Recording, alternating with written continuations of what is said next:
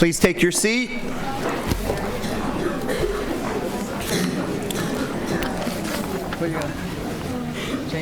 I'd like to welcome everybody present today and those watching the broadcast and call the April 3rd, 2018 regular meeting to order with all board members present. Dr. Evans is on his way in right now. The Army JROTC Color Guard from Madison High School will now present the colors. Please stand for the presentation of the colors.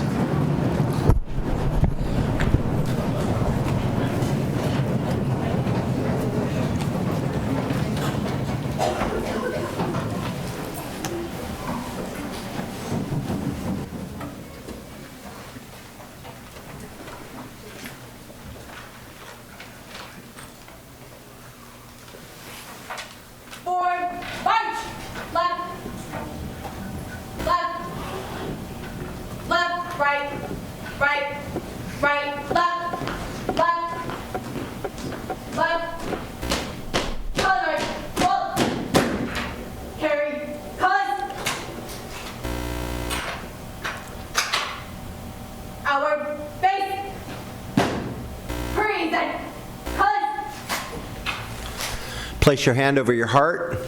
Ready, begin. I pledge allegiance to the flag of the United States of America and to the republic for which it stands, one nation, under God, indivisible, with liberty and justice for all. Carry, cut, right, face, trail, cut, forward, march, left, left.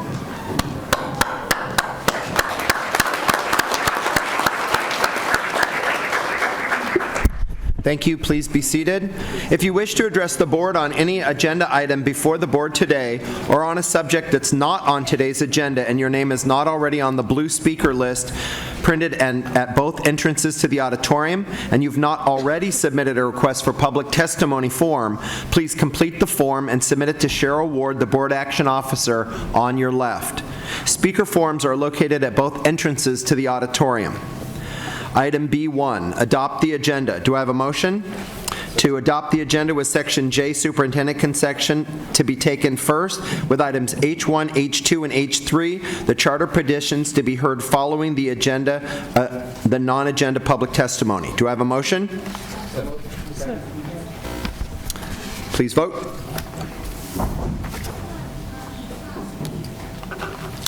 Okay, that passes. Superintendent's consent agenda.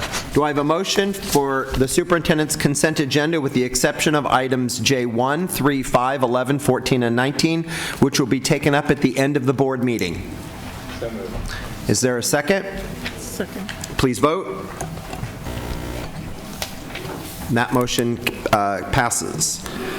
On to student presentation recognitions and resolutions.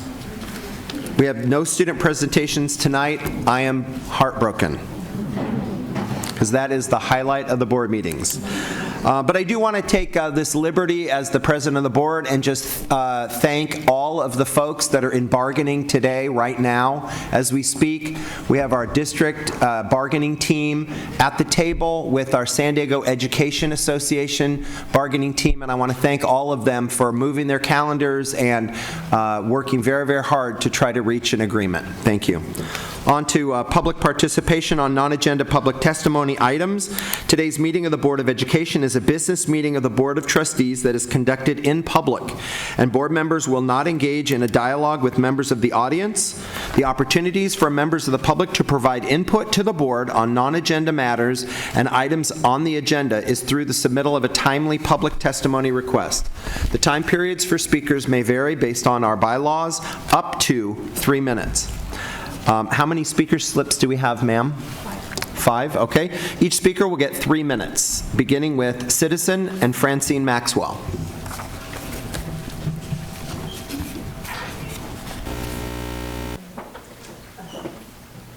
You have 3 minutes, ma'am.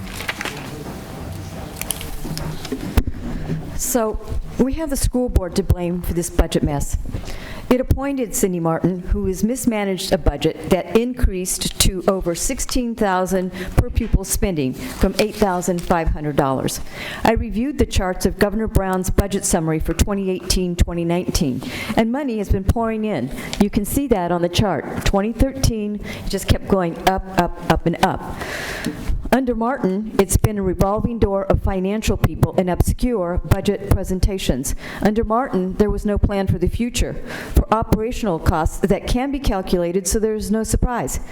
The public still does not know where the money went, where the money is going. What we got were reorganization charts, many of them. How did this district get to the point where classified employees suffered 5% pay cuts and layoffs, and their salaries still have not been restored? The teachers can't understand it. They want a raise because they see the money pouring in. It's time for the school board to fire Cindy Martin and hire a competent superintendent who knows how to manage $1.4 billion.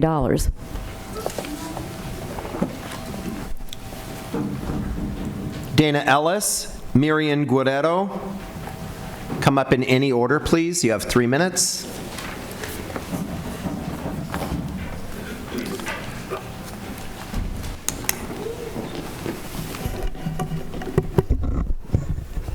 Proverbs 16:8 says, "Better is a little with righteousness than great revenues without right." Each of you will be getting a voice and viewpoint and I folded it for you so that you can see the report from San Diego State, Get Out. This is a report that was done by a professor there. Right now at Bell Middle School, there is a checked out black man. He's a teacher that has put in his retirement, but every day between 7 and 10 young black boys are getting in-school suspensions. A businessman came to a community meeting last night, and he shared that when he goes to Bell Middle School to check on his mentees, he goes to one room and he finds all 6 of his mentees in this room, and there's one theme in common, that this black man continually in school suspends these kids. So when we say that San Diego Unified is helping to curb the prison to pipeline, it's not true, because there's a black man on Bell campus. The area superintendent knows it, so that makes me feel that the superintendent knows it. So this report and voice and viewpoint will be magnified because it's real time right now happening at San Diego Unified. I also want to talk to the board trustees that are truth dodgers, because you said, and I quote, on many occasions, that a 29-year veteran that has been with San Diego Unified, that has been taken down to temp status, would be okay. You abolished his department, but everybody else was taken care of.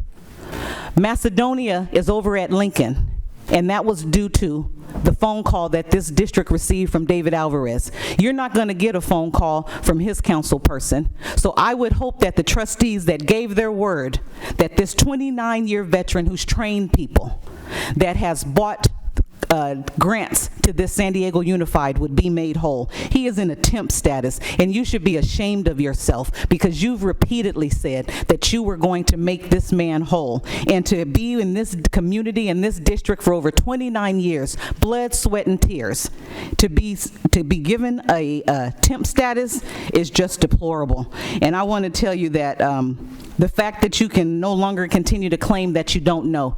I don't fault people for not knowing what they don't know, but you guys specifically know. And the area superintendent in District E, even though there's 2 of them, they still know what is going on these campuses. I won't bother you with Morris and the ROTC and people getting called the N-word and other things that are occurring. We have some racial things that are happening that are festering, and because we don't have a Race and Human Relations department, things are going to hit. I'm hoping that nothing happens before the end of the school year, but I cannot guarantee that we are not going to start off our 2018-2019 school year without some racial tensions going on if we don't pay attention. So we really need to have the conversation and stop being so reactive when we can be proactive. We know there's some things going on, and we need to come in and fill this hall, and let's talk to each other, and let's come up with some strategies.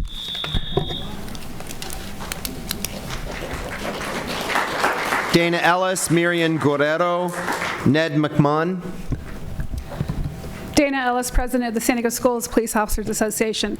I just want to give you a quick update. Staff has reached out to me. Thank you. So at this point in time, I am going to be arranging a meeting to work with staff with regards to the concerns I brought to your attention. Thank you. Miriam? or Ned? Ned, yeah. Thank you, sir. Ned.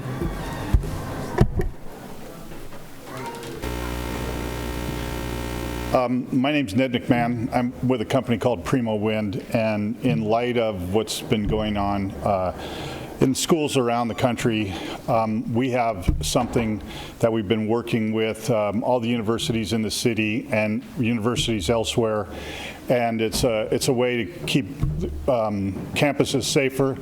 It's powered by renewable energy, and it has really good quality cameras in it, two-way communications with a security officer. The cameras have the ability to distinguish between gunshots and other noises.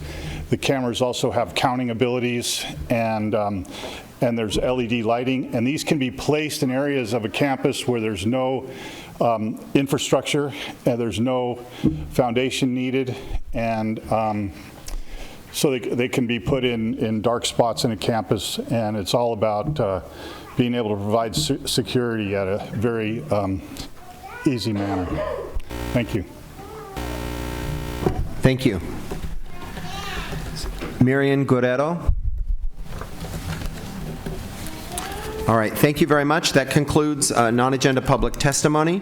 On to item H1, public hearing to consider the renewal of the charter petition for the Preuss School at the University of California, San Diego. We'll now hear item H1. This is an information item only. Superintendent Martin, please present. Thank you, President Beiser. As Deidre Walsh joins me up here, as you said, it's our public hearing regarding the renewal of the school for a 5-year term that will begin on July 1st, 2018, ending June 30th, 2023. Deidre? Good evening, thank you. Yes, this is a renewal for a 5-year charter term. The Preuss School is operated by the Regents of the University of California. We've included some tables for you. Table 1 summarizes the history of Preuss's charter renewals. The school currently serves grades 6 through 12 in a facility located on the campus of UC San Diego. Table 2 provides an overview of Preuss. Table 3 summarizes their projected enrollment for the next 5 years. And according to the renewal petition, the UC San Diego Chancellor has established an advisory board of directors to assist with oversight of the school's daily operations. Advisory board members are summarized in Table 4. The enrollment for the 17-18 school year consisted of students that would have otherwise attended the schools identified in Table 5. It is noted that Preuss students come from 21 different district middle schools and 15 district high schools. And district staff is reviewing the charter renewal documents submitted by the school and will bring a recommendation to grant or deny the renewal of the charter at a subsequent date. Thank you very much. We do have a few public speakers. Because we have so many speakers, each person will have 2 minutes to speak. Let's begin with Jan Gabay, sorry.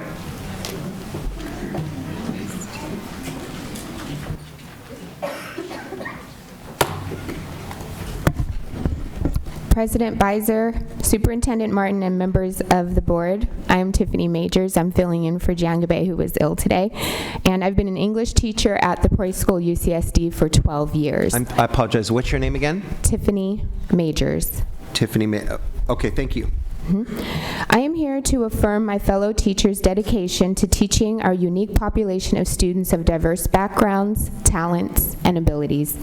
We are committed to using the best research-based teaching practices to enhance and improve student learning and achievement for our 6th through 12th graders. The Preuss School faculty respectfully and enthusiastically requests that you renew the Preuss School Charter. It is a privilege for teachers at Preuss to help our students along their journey towards achieving their American dream.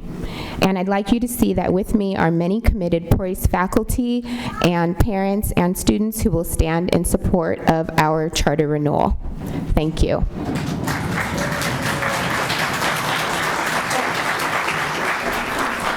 Scott Barton, Rick Novak, Valerie Stevenson, Josue Oros, please come forward in any order. President Beiser, Superintendent Martin, members of the board. Preuss was founded in the 1990s when affirmative action was eliminated. We were founded by Cecil Lytle, who created a school for low-income students whose parents had not graduated from college, with the sole mission to prepare these students for college. Some key features we had then and we still use today to support our mission: more time. We have a longer school year, 198 days. D-track curriculum. Everybody takes the same level classes. We pay close attention to our students through our University Prep Advisory Program. Consistently, for 19 years, Preuss has been a model of success and a model for closing the achievement gap between low-income students and their more affluent peers. 94% of our graduates have been accepted to four-year universities. Almost 80% of these graduates have enrolled in four-year universities. There is a gap, and it's a gap that's mostly a financial affordability gap. Chancellor Kosla, UC San Diego, is helping to address this by providing scholarships to Preuss graduates who are accepted to UC San Diego. Gompers and Lincoln are also included in that, and this year, E3 Civic High and Hoover High School are included. We're very proud that this partnership has created an opportunity for more students in San Diego to receive this scholarship. It's an example of a charter school sharing a successful program with San Diego Unified School District schools. So thank you for your support of our charter renewal, and thank you for your support, our mutual support, of providing all students an equal opportunity to a high-quality education. Thank you.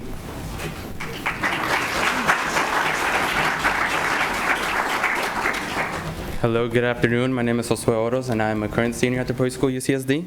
I've been there since 6th grade, and today I would like to talk about one aspect that makes Preuss a very effective school. The school staff and teachers do an amazing job in implementing the school's mission, which is for all the students to attend a four-year university. Many of the students, like myself, come from a low-income, first-generation, and minority background. Unlike many middle-income students, attending a university is not a priority or a requirement. Since 6th grade, however, we are introduced to the idea of going to college, and it is emphasized year after year. It is implemented so much that by the time we get to high school, attending university is not a requirement, but a necessity. Take me, for example. In 6th grade, I knew I wanted to attend a university, but I did not know the requirements in order to get there. Preuss has prepared me throughout the years, and next fall, I'm proud to say that I will be attending Georgetown University in DC. Wow. With a full ride.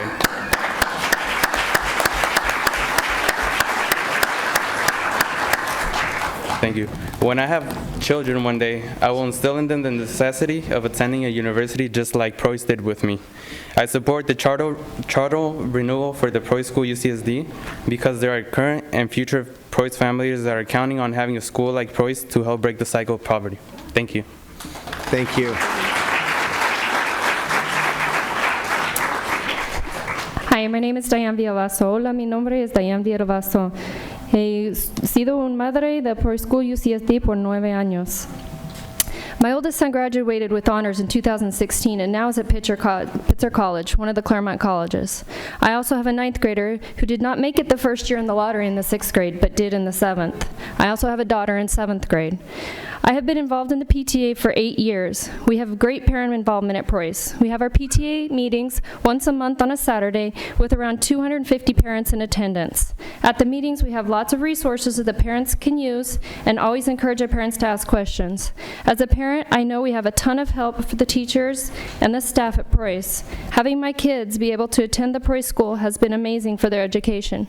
Thank you for looking at the renewal.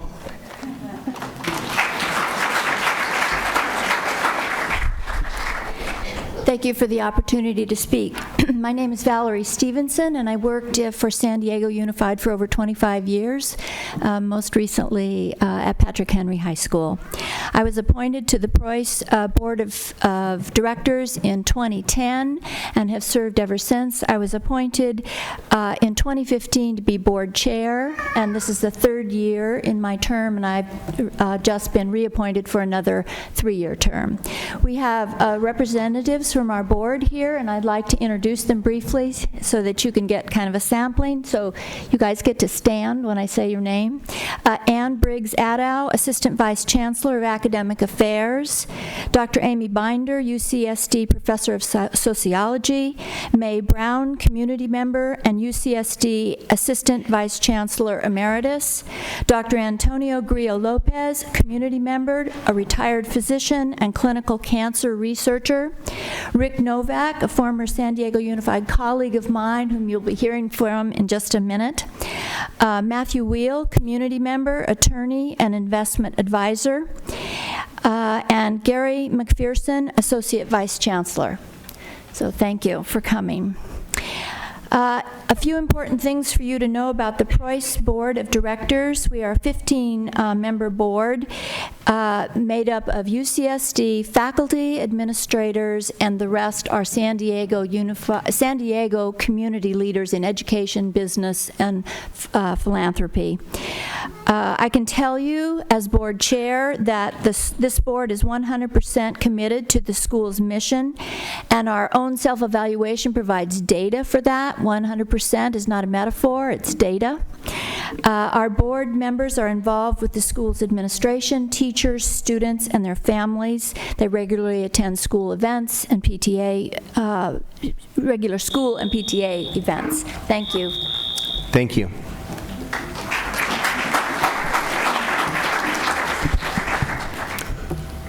President Beiser, Superintendent Martin, members of the board. My name is Rick Novak, and I'm a retired San Diego Unified Administrator. I've been associated with the UCSD Preuss School for the past 10 years and a member of their governing board for the last 5. Although there are many aspects of the educational program at Preuss that deserve accolades, today I want to focus on what I believe is a significant strength, which is their dedication to professional development. Preuss administrators, teachers, and staff have used the WASC accreditation process as a foundation for what is the most useful, focused, and effective professional development program that I've witnessed in my career. 1 hour and 45 minutes is set aside every week for the Preuss staff to meet together, either in departments or groups, to focus on both short-term and long-term goals that were identified through the accreditation process. The goal of this professional development is to improve student learning by engaging students with the most recent research in best practices. Time is also set aside for teachers to examine data and to work collaboratively in groups. Teachers are able to interact with colleagues in their own subject area and with those in other subject areas, which enables them to gain a broader perspective on student, academic, and personal challenges. One process that I believe is truly unique to Preuss is the Individual Professional Development Portfolio, or IPDP. Each teacher develops yearly goals designed to improve their classroom success. These portfolios are focused on each teacher's specific needs and are reviewed by department chairs and administrators. The process supports the notion that professional development is not something that is done to you, but something that one does to oneself. Buy-in by teachers is total, and the results are truly worth the effort. If I were still an administrator in our district, this is one practice I would strive to emulate. Professional development is integral to the continued success of Preuss students. I highly recommend the renewal of the UCSD Preuss School Charter, and I urge you to do so as well. Thank you. Thank you. Claire Crawford and Diane Villaraiza.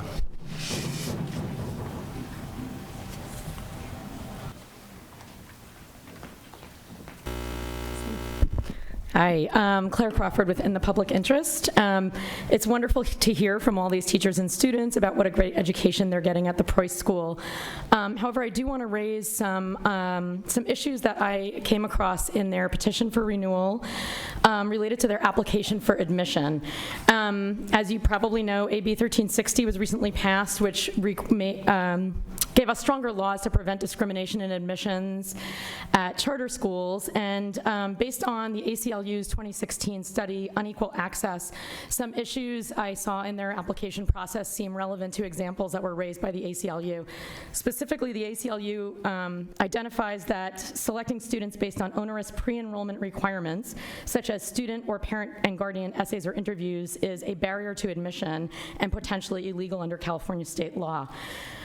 What I saw in my review of the petition was an application process that requires a full essay from the student, as well as 8 short essay questions, 4 essay questions from the parents, the submission of a writing sample, 3 separate recommendations from teachers and/or a principal, recommendations forms that included an assessment of academic performance, attention span, whether the family participated in school activities, report cards from 2 previous years, as well as their most recent standardized test scores. So the requirements of all of these things in an application for admission could present a barrier to all students that the school is required to admit. And so why they're asking for this amount of information prior to selecting students seems inappropriate. So I would request that the district look into this application process, especially in light of AB 1360, and include some instruction to the school on how they can change it to align with the law and prevent discrimination in admission as part of the process going forward. Thank you.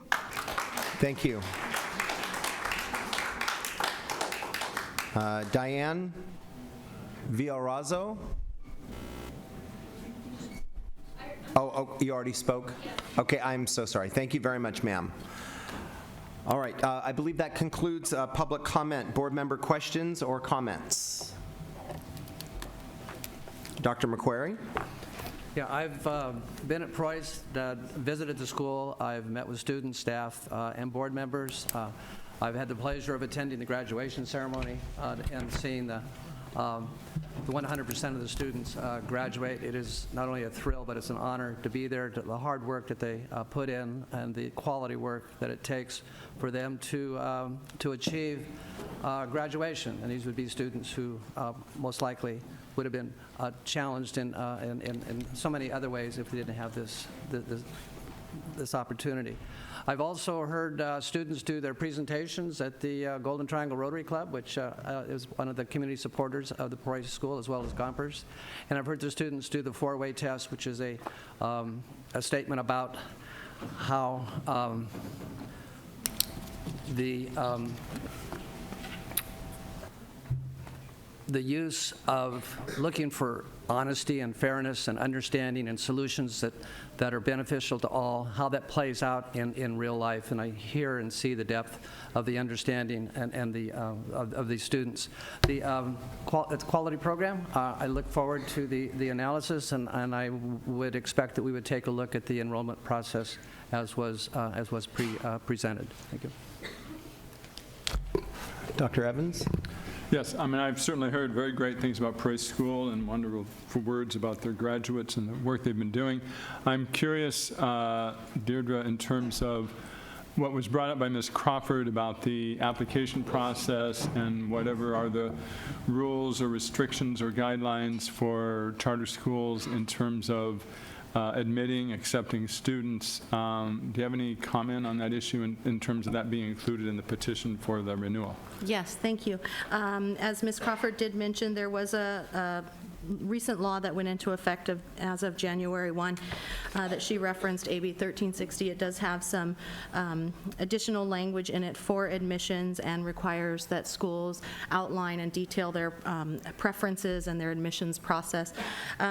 So we will be working closely. This is a new law that's just gone into effect recently, so we will be working closely with the legal office, and we'll provide the analysis regarding the application.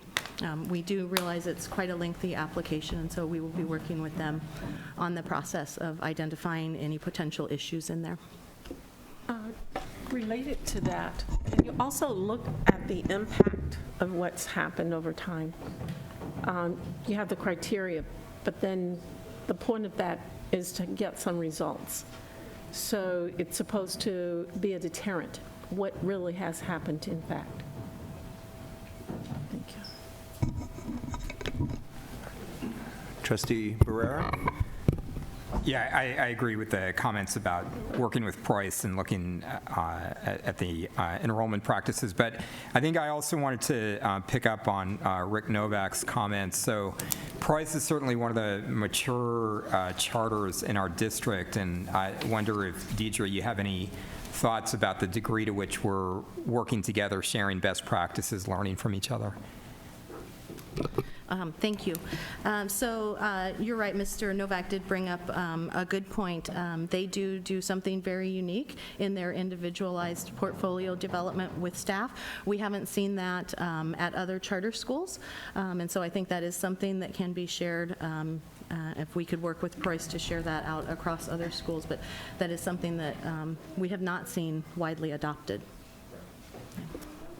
Thank you. Any other board member comments or questions? Okay. I myself have visited Preuss several times before over the years and have been very impressed by the instruction. That the educators there at Preuss are definitely dedicated and hardworking individuals. Kudos to them for the work. Congratulations to Josue. You're going to have a great time at Georgetown. I'm very proud of you and all the students that really dream big and reach for those stars. I believe that it's the consensus of the board that we hope that the superintendent and the staff will just make sure that all charters are in compliance with the state law with regard to admissions and any other things identified in AB 1360, which is a new law. And so I'm sure that our relationship with Preuss has been solid over the last many years, and that we'll work together to make sure that going forward that everybody will be in compliance. All right, so with that, this is an information item. I do need to open up a public hearing and close the public hearing. Okay, thank you very much. On to item H2, which is an action item. Do I have a motion? We have a motion and a second. Superintendent Martin, please present the item. Thank you, President Beiser. This is approval of the renewal for Health Sciences Middle School for the 5-year term that would start July 1st, 2018 and end June 30th, 2023. And we've noted some clarifications regarding the plan for English learners, regarding the qualifications of school employees, regarding health and safety, closure protocols, and insurance. And those clarifications are noted on pages 1936, 42, 57, and 58 for public record. Thank you. So the public hearing to consider the level of support for Health Science Middles was held on March 6, 2018. The school is requesting a renewal of its charter for a 5-year term as required by statute, but it plans to cease all middle school operations in June 2020 after the current 6th graders complete middle school. And from there moving forward, they will only serve high school grades. The schools are currently located at 3910 University Avenue. We've included a summary of the middle school's enrollment and most recent academic data. We've also provided some charts with their schools by resident boundaries where students would have otherwise attended. We've included some charts that break down the school's enrollment by ethnicity and designated subgroups and comparison schools. And then tables 7 through 9 show how the school compares to other charter schools and district schools, as well as to the county and state on the SBAC assessments. Pages 4 and 5 of the write-up detail the clarifications that the superintendent mentioned. The academic analysis begins on page 6 and includes tables 10 through 13. The data is reflective that the school has met academic renewal criteria. We've also included a summary of the school's LCAP and the annual update. And their projected enrollment for the next 2 years is in table 16. Fiscal analysis was done, and the school has met the district's reserve requirements and is fiscally solvent at this time. So staff is recommending renewal of the charter. Thank you. Board member comments or questions? We have no speakers, correct, ma'am? Okay. Dr. Whiters-Payne? Thank you for updating us on the issues that we had raised. The only comment I would have are the ongoing issues about math, and maybe systemically we need to really make that a focus this year with LCAP and some of the other things. The math side is coming out. Thank you. I think that your point on the math being systemic is important. It's not just a charter school that may be struggling with math, but I think you're going to see that with the new Common Core state standards and the federally mandated standardized testing, that there are opportunities that are coming out of that. And some people believe it's the assessment, some people believe it's the standards, and some people believe that there are other things to be looked at with the instruction and the learning there. But yeah. It's good to have math teachers on the school board. Okay. Trustee Barrera? Yeah, so same question as with Price, either Deidre or Superintendent, about the partnership and sharing of best practices with health sciences. So as you all are aware, Health Sciences operates 2 schools, a middle school and a high school, and we have, over the past years, partnered with Health Sciences for them to provide some sharing of best practices and some professional development, particularly with several of our high schools. They have unique health field-related pathways, and so they have worked with our schools on professional development in those areas. Dr. McQuarrie? I know Point Loma also has a medical health pathway. Are they sharing with? It's been several years since I've looked at the 5 or 6 high schools. I know Crawford and Hoover and Henry. Point Loma may have been one of them. I'd have to go back to my prior notes and look, but I know they worked with 5 or 6 of them. So there is a best practice that I recall observing when I was there, and that's where the teachers do a stand-up. They do a stand-up meeting in the morning, and when they stand up in a circle in a room, and they talk about the students who may need some additional support during that day. So they reach an agreement on who's going to get what kind of support for that day, and then they zero in on that child. And what an impact that has when this child's walking through a classroom, walking through the school, and everybody seems to know that person and saying something good about them. So it is a best practice of acknowledging the wealth and the strength that every individual brings, and the staff makes an effort to include every child in that assessment. So it's really a stand-up event and something you have to see to believe. It's nice. Dr. Evans?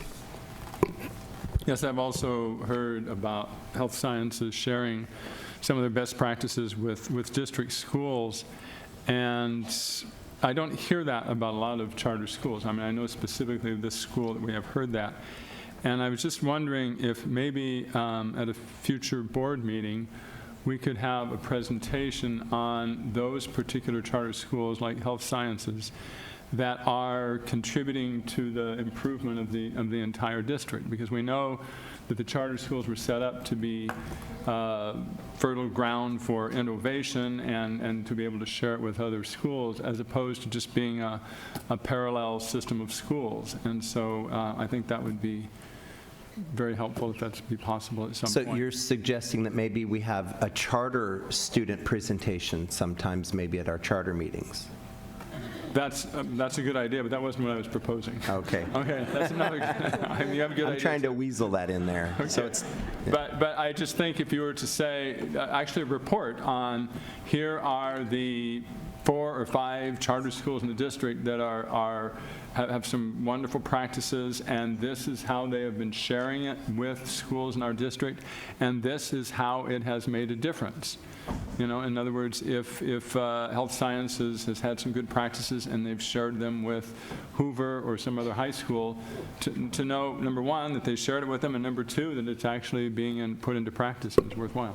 Yeah. Yeah, that makes a lot of sense. I think that's something that I can work with the charter office, because for me to go into, I'll give you high-level examples of what we're doing to collaborate, but I think it's worth a deeper conversation with people that are actually involved in the collaboration between our schools and the charter schools, so they can come and speak to what they've been learning from each other in cross-collaboration, whether it's around restorative practices or professional learning communities. There's different areas of focus in the sports medicine pathway, for example, with Health Science High. Where have we collaborated and what have we learned from each other? They're learning from us, we're learning from them, and specific charters we partner with in different ways. So I think we could think about how to best present that with the professionals involved in benefiting from that type of cross-collaboration, which was the intent in the first place. Right, and I understand that it's multiple parts of the district, that not, the charter office doesn't have all that information about how it's being disseminated. Right. Okay, thank you very much. Any other comments or questions? Trustee Barrera? Do we have a quick update on the facility? Where are they going to go? Yeah.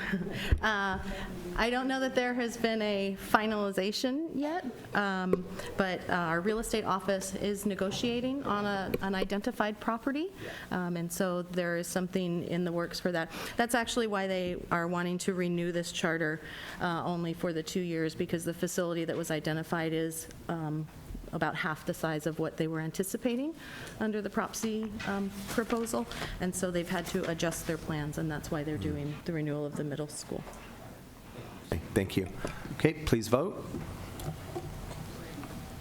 Okay, that passes unanimously. On to item H3, which is an action item, National University Academy 1001 STEAM. The staff recommendation is to grant the charter petition. Do I have a motion? We have a motion and a second. Superintendent Martin, please present the item. That's the whole presentation of the item. It's staff recommendation to grant the petition, and this is a charter that we've had come back a couple of times, and we actually extended at the last meeting, waiting on a couple of items that we needed to see come through, and some of the concerns that were outlined in the previous public hearing about this, and my understanding is those have been addressed, and we're ready to bring the item forward for recommendation tonight.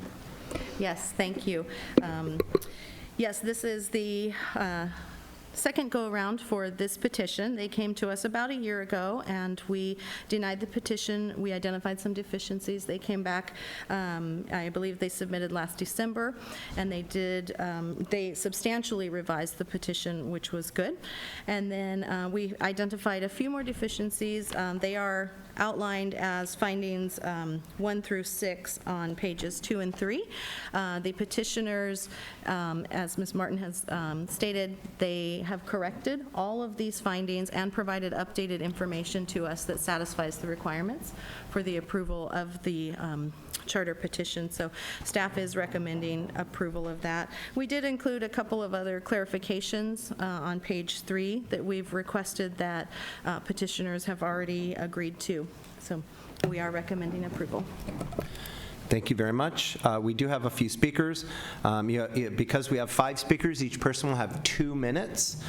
James Gianelli, Selma Baris, Gary Dillard, Kimberly Kopp, and Michael Cunningham. Please come forward in any order and speak. You have 2 minutes each.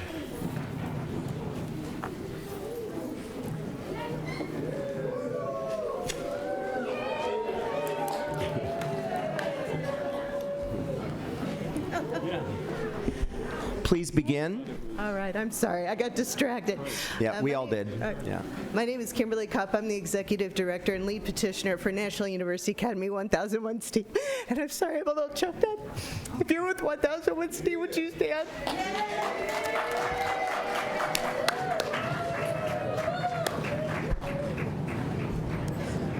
We know that it's all about community support, and we've got it.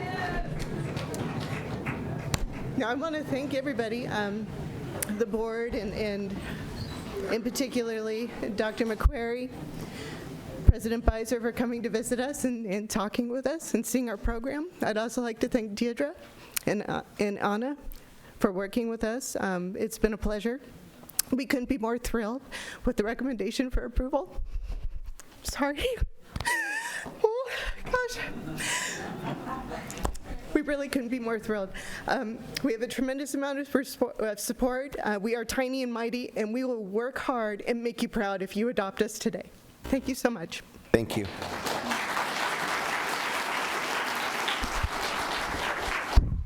I am nervous. All right, that's a bad way to start here, but all right. My name is Gary Lewis Dillard, Jr. I've been teaching for 11 years. I'm a teacher at the school, and I'm one of the athletic directors as well. I just want to start off by something I came up with a while back, and it's always stuck with me. School is not perfect, but as educators, we perfectly are committed to striving towards the process of being perfected daily. And that is something that at our small but mighty school, we strive to academically, personally, and collectively as a group and a team. I just had 3 points about progress, protection, and family. As educators at our school, our kids get better every day. Our goal is to educate them and to push them in ways that they've never thought. Sometimes they get frustrated. But that's the goal, is not for them to leave perfect, but to leave great in their mind, and for them to be inspired and motivated to be those people we as teachers see them to be. Second point, protection. We look out for each other as educators, and we look out for our kids. We treat them as if they were our own. These kids are amazing, so that's the type of protection we must give them. Our school is a safe haven for keeping them away from counterproductive activities.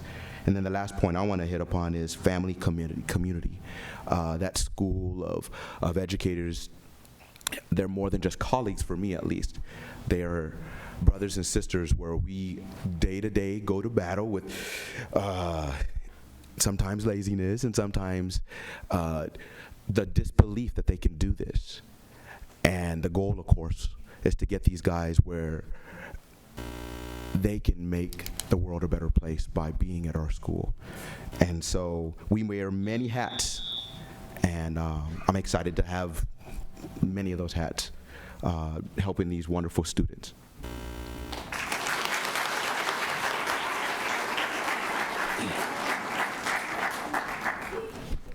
Thank you.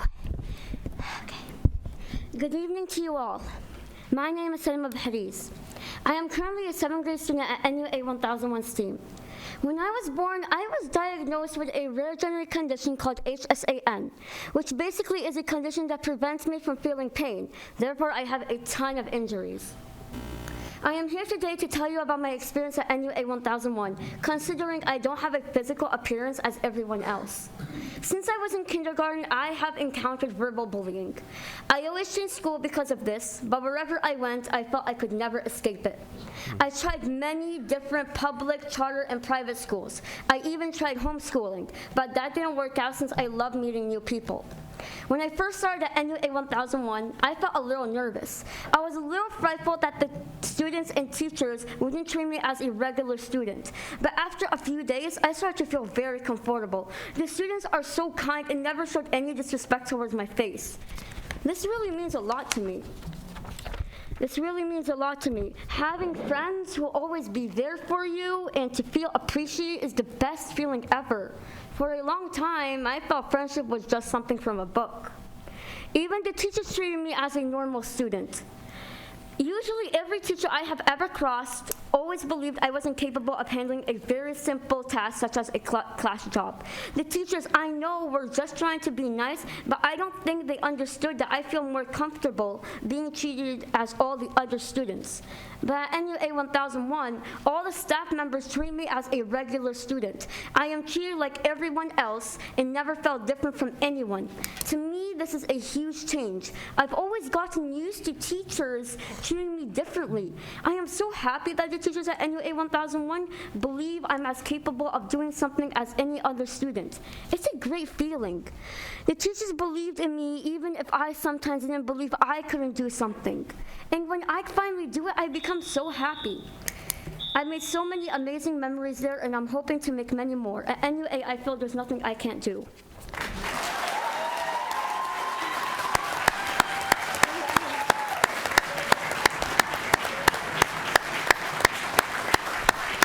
That was great. Hello, I'm James Ginelli. I'm a program lead for National University Academy 1001 STEAM. I'm here to petition for the charter for our school. 1001 STEAM has already been in existence for many years.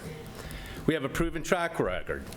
Our current school district is very happy with us, but because of the change in laws, we would like to be part of the district we reside in. I hope you will welcome us with open arms. In short, 1001 STEAM is a robotics school, but it's also an academic school. And it's a school with a diverse community and a rich culture. But as with any other school, that's not all we do. Our school, despite our modest size, also offers sports, like basketball, soccer, track and field. We offer field trips. Our students have gone to robotic workshops, the courthouse, Balboa Park, Midway. And finally, we offer clubs such as a yearbook club. We have 2 very active robotics club. One that I heard recently got in the top 10 over in Orange County. The community that we serve is also diverse and richly rich. They come from all over the world. Many travel from all over San Diego. We see how different cultures and traditions enhance and enrich our school. It takes different views to see the whole picture. We are proud to encompass so many worldviews in one place. At our school, we believe that we're not just filling a bucket, but lighting a fire. It will be within our students and will transcend throughout their lives. We hope to make them better citizens and lifelong learners. We believe that attitude is everything. We believe that every student can learn. Finally, we believe that innovation, creativity, and inquiry can be fostered, and that's what we strive to do. This is our vision, this is our school, and this is our community. We are asking you today to approve this charter. Thank you for your time. Thank you.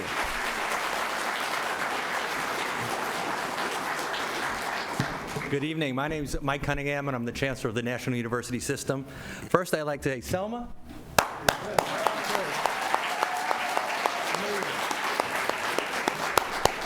I couldn't put 2 sentences together when I was 12 years old. What a great job. Anyway, first I'd like to congratulate and thank the Board of Education here and all the staff and faculty at San Diego Unified. I am proud as an educator and a citizen to call myself a San Diegan and to be part of the growth and the exemplar that you are at this school district. I think I travel a lot in the United States. We talk to many different school districts, and San Diego Unified just keeps on rising amongst the ranks. So Superintendent Martin, great job in what you're doing. Keep it up, please. I'm just here. I can't say anything more than the wonderful students and faculty and staff and parents that came before. I just want to thank you for your consideration of this wonderful program. And not only have a little surprise for some of the students out there tonight, and that we talked about the UCSD having the scholarship offers to their students. And I spoke to Denny Sanford, a community leader here, and he just donated $2.5 million for Horatio Alger awards, scholarship awards. And many of you in the audience, when you reach 12th grade, you'll be able to actually apply for those scholarships and get a full scholarship tonight. So I'm also here just to say that at National University and the National University System, we will stand behind and support the NUA Academy 1000 STEAM. We believe in it. It's a teacher model for us, a teacher university model, and I couldn't be more proud. So I really do ask for your consideration. And a special thank you to Dr. McQuarrie and President Beiser for actually coming out to the campus and really experiencing it firsthand, what a wonderful school it is. Thank you.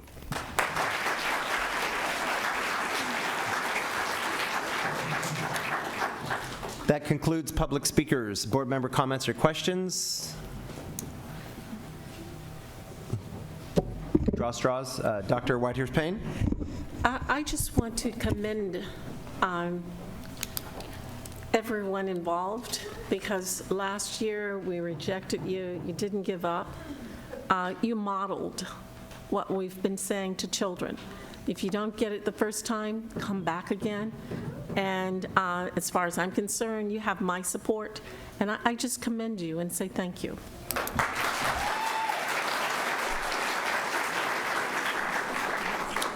Dr. McQuarrie? Yeah, I want to commend the staff, Deidre, and the school for taking a serious look at the application, at the charter, and doing the work necessary in order to get it approved. Also, want to welcome you to the San Diego family of schools. You've lived in our neighborhood for a while, and now we get to be a part of this collaborative of effort that we have with the second largest number of charter schools in the state of California. We have 42, and tonight I will be voting to make it 43. Thank you.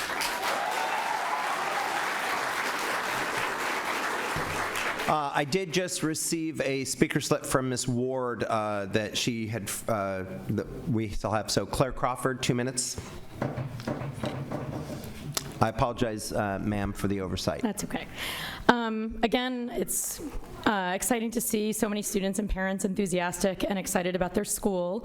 Unfortunately, one of the biggest failures that we're seeing around the state for charter schools is not necessarily their academic performance, but rather their financial performance. And so I first would like to comment that I thought the staff of San Diego Unified's charter office did an incredibly thorough and detailed job of actually addressing some of the issues that were in the petition that are often seen as failures in other schools around the state, including, inaccurate enrollment assessments. I know there was a lot of concern about a large sum of money that was potentially supposed to be designated for students' education in San Diego County and ended up paying for a school that did not succeed in Northern California. And some of the requirements, I think, are good ones, like forming a board that's uniquely for this school. So one suggestion I have in doing your due diligence as the authorizing entity is I would suggest that the board appoint a board representative, that you exercise your right to appoint a representative to the governing board of the school, so that you have someone from the district who can really ensure that the school is proceeding in a fiscally sound manner and succeeding fiscally and not just academically. Thank you. Okay. Any other board member comments or questions at this time? Dr. McQuarrie? To correct the record, I was thinking number of school districts in the county, which are 42. His number of charters is 48, and this would bring it to 49. I knew that that was a little off. Any other board member? Dr. Richard Barrera, you've been... I've been promoted. Promoted, yeah. Dr. Barrera. I do want to, particularly with this school coming into our district for the first time, I do think it's a good general practice for us to take on our responsibility to appoint a member to the board. So I wonder if, who made the motion to? I did. Oh, Dr. McQuarrie. And then. Consider that a friendly amendment. A friendly amendment, yeah. And that would be great. I would just make a friendly amendment that we'd ask the superintendent of the charter office to work with the school to identify a board member that we could appoint. I would just hope that we would make sure that that person is vetted. Yes. Because I don't want to support anything unless I personally get the opportunity to meet with that person. Well, I think that person should come back to our board for approval. Right, for approval at a later date. Yes, okay. Yeah. Thank you for the clarification. Yes. And Okay. related to that, annually, our staff goes out and reviews what's going on and makes us aware of things as we move forward. Is that not correct? Yes, so part of our annual oversight that the charter office and part of our financial accounting office performs, we go out at least one time a year to do essentially an all-day site visit at a charter school. We review all sorts of documentation related to academics, finances, governance, and operations. We also, at 4 different points throughout the year, they are required to submit their financial reports to us, and we have staff that reviews those financial reports and identifies any concerns or deficiencies within the finances. So we do a pretty thorough and ongoing review of all of our charter schools.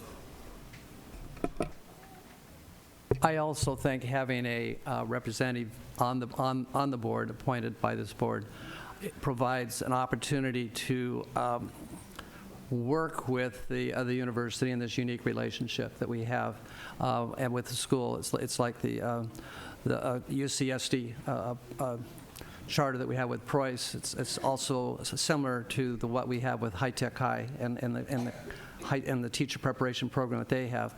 It's an opportunity for us to share back and forth, to identify best practices, how we can work with training teachers. I think it's an opportunity where we can be seen working together in collaborative ways with our charters to develop best practices in developing a teacher pathway, as well as good instructional Dr. Evans? processes. Yeah, first of all, I think it's very impressive what this school has been doing, and as Dr. Whitehurst-Payne said, their determination in getting this charter approved, and they are a new charter to the district. And I support the amendment of having a representative from the district on the board.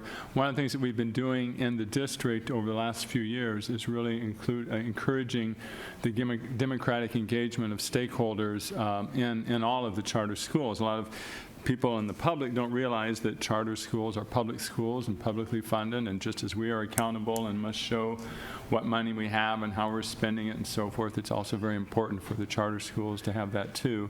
And I think that having a representative from our district, it just ensures that does happen. Any other board member comments or questions? Okay. I was thrilled at the opportunity to visit the school. I visited for several hours, had the opportunity as a teacher to observe a lot of classes. I saw some fantastic math classes, robotics class, Spanish class, history class, and a few others. It was really, really a great, exciting experience. I think it's very, very important also that we honor the relationship, because you are a school in San Diego Unified boundaries. And that's why it's so critical that we work together to make sure that we're providing effective oversight for the stability and future of the school, so that the students will be able to benefit from that going forward. So we do have a motion on the floor to approve staff recommendation with an additional request that staff come back with an individual that we would then be able to add to the charter board, just for relationship purposes and oversight. And then that was seconded by Dr. Whitehurst-Payne. Okay, please vote. That motion carries unanimously. Congratulations.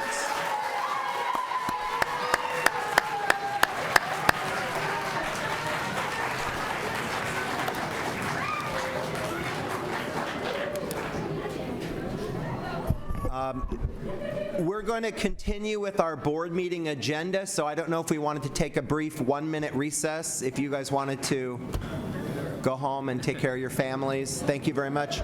Take a brief 1-minute recess.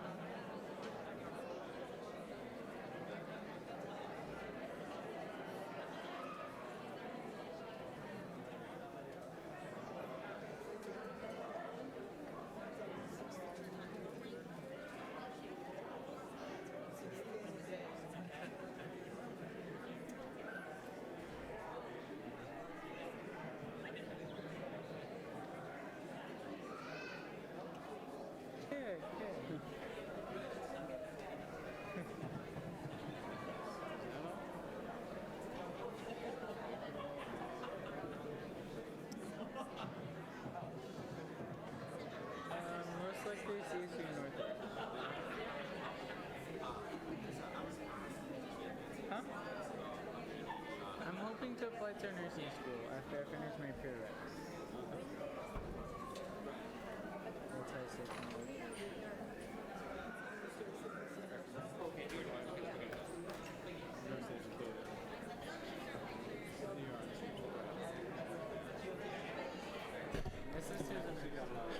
Okay, could we please exit the auditorium in the back? Thank you very much, so we can resume our board meeting. Back in session. Item E1, there's no reportable actions from closed session. Item E3, Associated Student Body President's Report. At this time, I'd like the ASB student representatives to the board to introduce themselves and tell us about yourself and what's going on at your school, both academically and socially. Let's begin with Angelina Felipe, ASB President at Morse High School. Hello, good evening. My name is Angelina Felipe and I'm the current ASB President for Morse High School. We are currently in school-wide preparation for our WASC visit scheduled for April 15th through the 18th.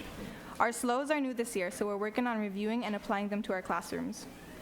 Last month, on March 16th, we held our annual Sadie Hawkins dance in our school's auditorium. On March 14th, a student-run demonstration for the Parkland victims was held in our amphitheater. With help from our admin and teachers, students were excused from their fourth period classes and allowed to attend the peaceful 17-minute-long demonstrations where students honored each victim with a minute of silence. Afterwards, we held an open mic for students who wished to speak out about gun violence or any subject related to the topic. As we move forward in the year, our school prepares for our annual Super Pep Rally where our classes compete against each other by creating skits to showcase to the school. The class with the best skits receives a prize for their class. Along with the Super Pep, another highly anticipated event at our school is our drag show that is put on by our school's GSA club. Thank you for listening. Thank you, great job. Now, Diego Robles, ASB President at Kearney High School and the President of the Council of ASB Presidents. Diego? Hi everyone, I'm back on the other side for a change. So I guess I'll begin with the Council of ASB Presidents. So I think the highlight of it was that we had an asset mapping from your counseling department. So we had Naomi come in and talk to us about how that process looks like, because we do have a problem in our schools where we have all these resources, but there isn't one central place where you can find all of them and it can be accessible for everyone. So that was super, super important. So all of our ASB presidents took information with them and learned and had an opportunity to ask questions about asset mapping and what that looks like and how to collect all the resources at your schools and put them together into an accessible document. So we're also compiling a list for best practices of strengthening the connection between staff and students, because that is our focus for this council. And so we're starting by kind of thinking back, what do you do at your school to strengthen these connections, and then we'll bring it back to the council and create one kind of best practices sheet that presidents in the future can look at and we can reinforce to strengthen that connection, not just for this council, but for many councils to come.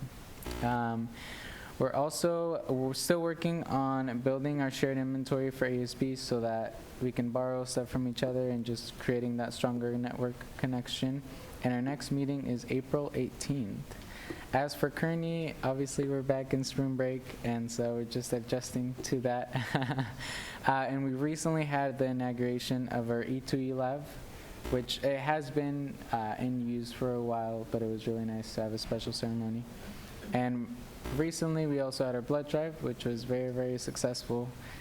And I don't think I have had a chance to talk to you guys about our school safety event that we had, but it was extremely, extremely successful. It was really amazing.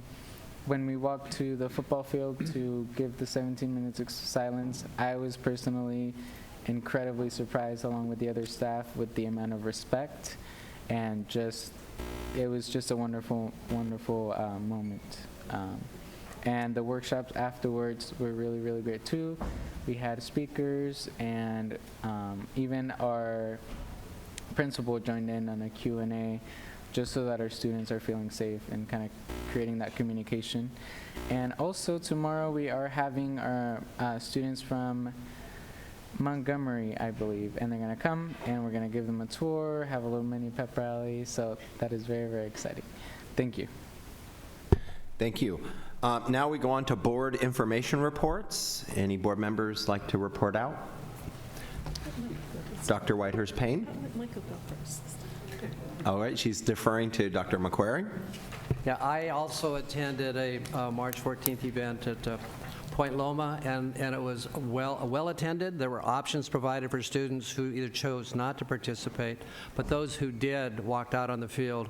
And the speeches, it's totally student-directed. Speeches by the students were incredibly to the point, positive, as well as the emphasis on action. And so my takeaway was that students were saying people have underestimated us, but we are the generation who will make the change. And today we are talking and walking, but tomorrow we vote. So they were taking assertive action in a very positive, collective way. Was also at the cluster meeting at Point Loma, and we talked about design thinking. We had a practice to experience what that looks like and how you take design thinking, address a problem, and come up with solutions. And the problem they addressed was tardiness, and so it was the entire cluster then went through the activity and gave me an opportunity to feel, along with staff and teachers in the cluster, the parents, on what that looks like. So it's a great event. Well, I would like to report on a couple of things. I've been out to several of our schools. We discussed it in our board governance meeting that we would like to get out to schools to see some of the practices going on. And today I was at NIE. But the two schools that I'd like to talk about, one, my visit yesterday at Boone School, and Richard and I both were at Bell yesterday afternoon. But I'd like to talk about Boone because it's a dual immersion in Spanish, and it's a school that has lost a lot of enrollment from 750 roughly to 450, but they have a new principal on board. He has a lot of wonderful ideas. I'm just really excited about his vision. He has a vision. The school's been perishing because there's been a lack of vision for that school, but I'm very optimistic that he will turn things around there just with some of the ideas and some of the things that he's talking about doing, and he's already implemented quite a few of them. And before my time is up, I want to just talk for a moment about Crawford. Before the break, I went to their first band concert that they had, the reconstituted band, and it was simply an awesome experience to see those students do their first performance. They were rusty, but it was just great to see that someone in the community had donated all these funds to give them all the instruments that they need. And they're just bringing that band back together, and that's what we want to see. We want to see our schools all with a music program. VAPA is important. It's important for STEM, for literacy, and all the other things, but we need some VAPA for students. So I'm pushing the foundation. I'm pushing things at schools for all children. Music, arts for all children. Okay. Trustee Barrera? Yeah, I wanted to talk briefly about Bell, our visit to Bell. And first of all, thank you to the superintendent. We did talk in our board governance about getting out to see the best practices that are highlighted in our local control accountability plan. And so what Dr. Whitehurst-Payne and I were able to attend at Bell was a restorative circle. And it wasn't simply a restorative circle for the participants, but each member of the restorative circle had been training for several weeks to now become a facilitator. Mm-hmm. And so it was about equally split between 8th graders and 7th graders. Two of the students who were in this circle yesterday were, after our session, we're going to go to meet with the teachers to basically pitch the idea of being able to come in and do restorative circles in their classrooms. But all of the students, the 7th graders, are prepared, next year to become facilitators on campus. And the 8th graders are prepared to take, their skills and develop restorative clubs, mostly at Morse and also at Lincoln, where the Bell students are going to be coming from. So it was great to see, the strategy being put into place of, training students to themselves become facilitators and take this work out to scale.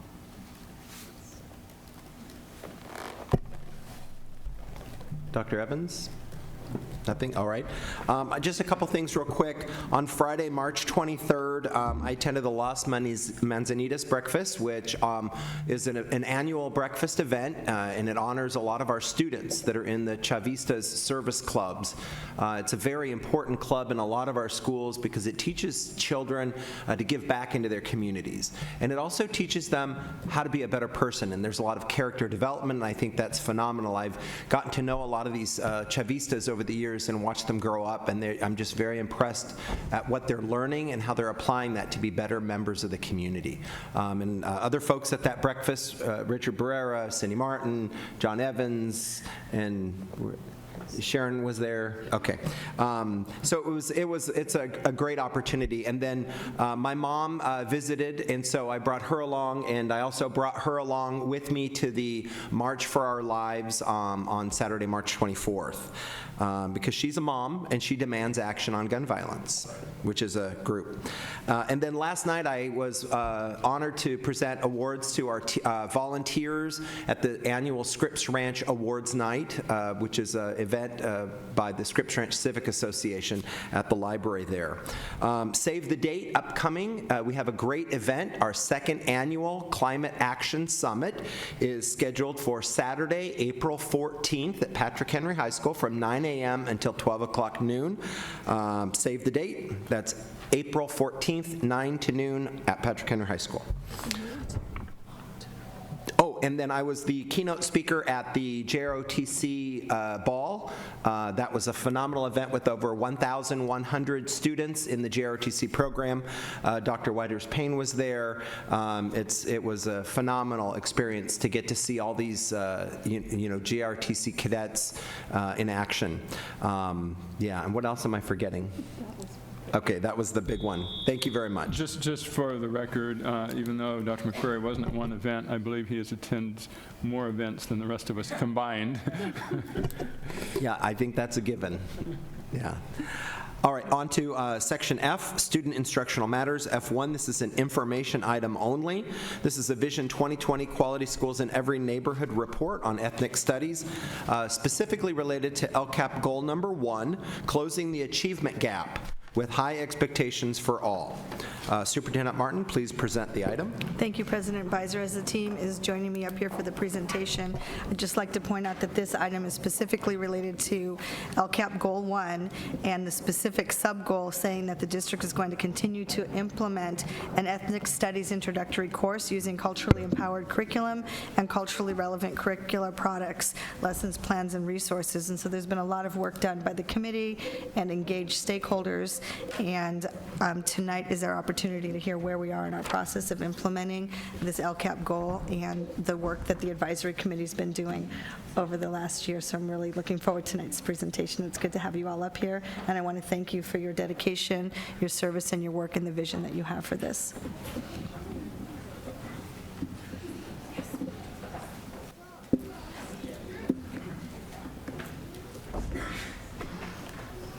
Good evening, Superintendent Martin and members of the board. My name is Wendy Reichber, and I am the staff liaison for the Ethnic Studies Advisory Committee, and I am pleased to be presenting with representatives from that group tonight. So before we begin, I'm going to have them each introduce themselves with their name and their role that they serve.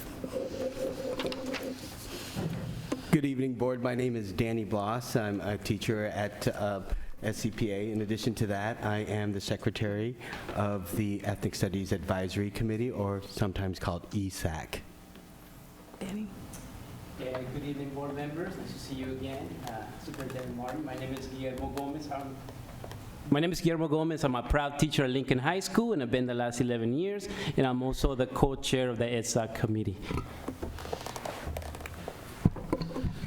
Good evening. My name is Tondika Chapman. I am an associate professor at UCSD in the Department of Education Studies and one of the primary researchers for the pilot evaluation study. And I'm Makiba Jones. I'm also a professor in the Department of Education Studies at UCSD and the other primary researcher on the evaluation of the pilot course. We are the Ethnic Studies Advisory Committee, and we are here to share with San Diego Unified, the board and the superintendent, how San Diego Unified can take the lead and be ahead of the state mandate for ethnic studies implementation. We have many voices, student voices, that we would like for you to hear. But first, before we get to that, I think the research is strong. I think it's powerful that ethnic studies and its connection and correlation to student achievement. But to me, one of the most important pieces of ethnic studies is that student engagement piece of getting students to be retained in school and get the things that they need to be successful. And so our students are telling us quite a bit. And we feel that this video that we have, that we picked up from San Francisco Unified School District, is a reflection of some of the things our students are saying. In addition to that, at the end of this presentation, we have voices from San Diego Unified as well. So this is a new presentation mode for us, so we need to click that arrow. And I was told someone could do that for us. Thank you.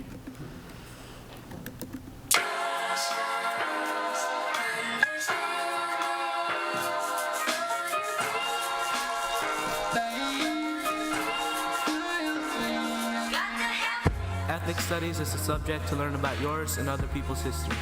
Ethnic studies is not just an elective class. Ethnic studies is not as recognized as it should be. Ethnic study is not just learning about one culture. Ethnic studies is serving the community. Ethnic studies is an expansion to your knowledge. Ethnic studies is me. Ethnic studies is underestimated. Ethnic studies is not taken seriously. Ethnic studies is my history. Ethnic studies is about telling my story. Ethnic studies is preserving life. Ethnic studies is the solution. Ethnic studies now. Ethnic studies now. Ethnic studies now. Ethnic studies now. Ethnic studies now. We are ethnic studies. We sound bucks up.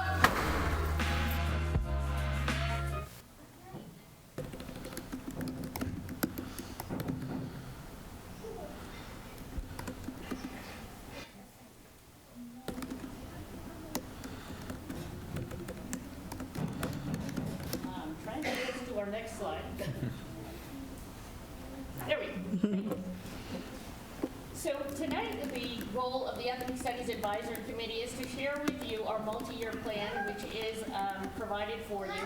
And in our multi-year plan that we have put together, our goal is to get San Diego Unified School District ahead of the curve for the state, because the requirement for ethnic studies is coming. And with the introduction of AB 2772, it is going to very likely become a graduation requirement in the year 23-24. So we want to be ahead of that curve, and we want to be leading the effort, not playing a catch-up game. So our multi-year plan is the primary focus of our presentation tonight. So our multi-year plan has taken into consideration several steps along the way. And how we got here started with that very first step under community responsiveness. On March 23, 2015, this board adopted the Ethnic Studies Resolution, and from that, the Ethnic Studies Advisory Committee was organized. We have been working, and we are keeping our multi-year plan that you have in front of you as a working document that's both historical and forward-looking. Our community responsiveness, this board responded to the requests from parents, community members. We have had the Association of Raza Educators, the Ethnic Studies Consortium, representatives from UCSD, SDSU, USD, CSU San Marcos, parents and teachers engaged in this process and helping to move this work forward. The other component in our plan is student responsiveness. I've been attending the Student Equity Coalitions, and I know many of the board members have also been there. We've spoken at those events. And the students last year started speaking about how they could have voice and choice in their curriculum. So a big goal for us in the next year moving forward is to get student voice and choice into the curriculum. At the Scripps Ranch meeting, it was the second part of a focus on how could students build connections and help all students feel welcome on campus. And we got into a discussion, and I was sharing with them a visit that I had to El Rancho Unified School District, which is further ahead in their implementation of ethnic studies. And the students loved the idea that they could talk with their teachers about courses that they would be interested in and making sure that all voices were represented. And the students themselves moved that forward as an idea for action, as a way for them to learn about one another and to build relationships and welcomeness. The other component is that ethnic studies is research-driven. Danny alluded to that. Our evaluation team will talk about the work we are starting to see emerge at Lincoln High School. But the research base is strong. Ethnic studies is showing that students improve in their academics overall. Engagement increases, attendance improves, cross-cultural understandings increase, and dropout rates decrease. So we're hoping to accomplish all of those things with a TK-12 implementation across multiple years. And finally, a year ago, we asked our high school and middle school principals, with this initiative from the state coming down about ethnic studies being required, how would you most like to see it? As an elective course or as part of graduation requirements implemented across multiple course offerings so students have choice? And all of the middle school and high school principals overwhelmingly, and I say overwhelmingly because it was only one who shall not be named because it was an anonymous survey, wanted to have multiple choices for students, multiple class offerings with an ethnic studies lens. And so that is the next big step for us moving forward, is developing classes in a variety of subject areas that offer that lens. And I'm going to hand it over to Guillermo. Yes, thank you, Wendy. So my part is to recap some of the highlights of the timeline that's in front of you. But before I do that, I would like to recite a short poem in the spirit of the class. This poem we recite it every day as class starts. And it's just to ground us as human beings and build on our intercultural relations. So the poem is titled En Lakesh, you are my other me. If I do harm to you, I do harm to myself. But if I love and respect you, I love and respect myself. So this has been actually a labor of love. There's been, as you recall, 3 years ago, we filled this room with community members, parents, students, and teachers. And you were gracious enough to pass the ethnic studies implementation call. And in 2016, we approved one of our first courses, an A2G Introduction to Ethnic Studies, which was piloted at Lincoln High School. And in 2017, members of the committee visited El Rancho Unified School because they're in the forefront of ethnic studies. Because we wanted to gain some kind of a deep knowledge of what people are doing already that has been successful. And through the study and reflection, we want to replicate, we want to modify, and we also want to make it better. And in 2018, thanks to my colleagues here next to me, we have preliminary results of the pilot course. So I'm going to hand it over to Dr. Jones and Dr. Chapman. And could you please click on that brain, and that will get us to the slides for our UCSD team. Thank you. Perfect. So we're going to give you just a quick overview of the results of the research so far, but we do have hard copies of a much more detailed PowerPoint just about the research, and we'll be sure to leave that with you before we go. So the research at Lincoln looks at the experiences of all students enrolled in the 9th grade course, starting from the spring of 2017, continuing this past fall, and then moving through the spring of this year. The research questions focus on 3 areas. The first area is academic academic performance, which includes things like grades in core classes, cumulative GPA, credits earned, and attendance and behavioral referrals. The second area is students' mindsets, meaning their perspectives about their education, about themselves as learners, and about their sense of agency to change their lives and their communities. The third area is students' critical understandings, meaning their critical thinking skills and depths of understanding about systems of oppression and the impact of institutionalized oppression on various racial and ethnic groups. We're collecting a range of data to understand these three areas, all student assignments that they turn in their classes, some student interviews, a student survey, and a pre and post test that's focused on ethnic studies content. The analyses are ongoing, and we still need to analyze the performance data that we just received for the spring cohort, but Dr. Chapman will summarize some of our early analyses from some of the data we have so far. Wonderful. Thank you. Thank you. The Ethnic Studies Pilot Preliminary Evaluation consists of 7 ninth grade classes over 2 semesters with 225 students and 2 teachers. We collected student work from 34 assignments, 5 focus group interviews, 53 student surveys, and 52 individual pre- and post-test assessments. The current slide details student growth regarding mindset, critical consciousness, the Common Core State Standards, and the National Council for Social Studies Standards. Next slide, please. Students were interviewed and surveyed to better understand their perspectives of the class. The current slide provides an overview of students' perceptions of the class and of their personal and academic growth during the course. Next slide, please. Actually, that's the pre-post. What happened to the other one? Okay, let me move on then. The pre-post preliminary findings from the pre-post test. The academic assessment focuses on measurable indicators of learning and is aligned with the ICC-approved course curriculum.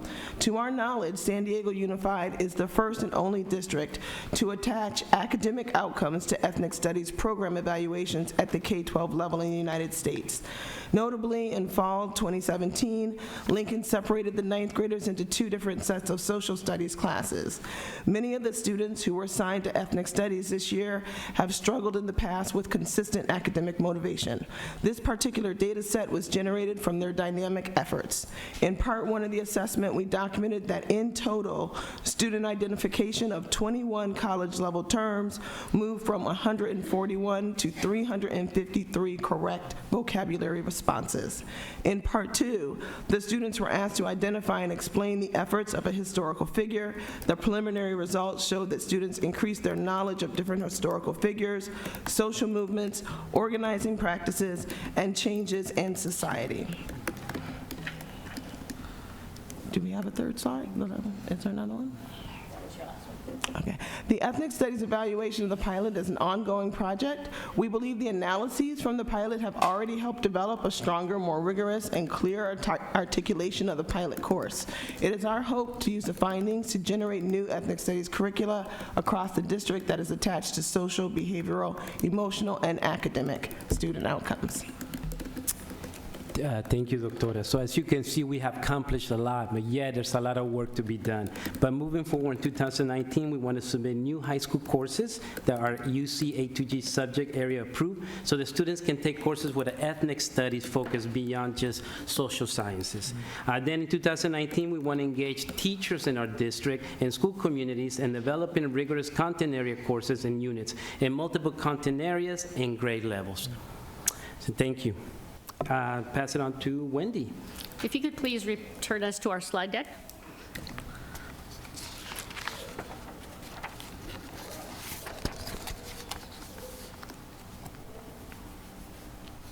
So as we look forward to the development of additional courses that take on an ethnic studies perspective, we believe that it is important for all of our students to see themselves not just in one class, but in all classes.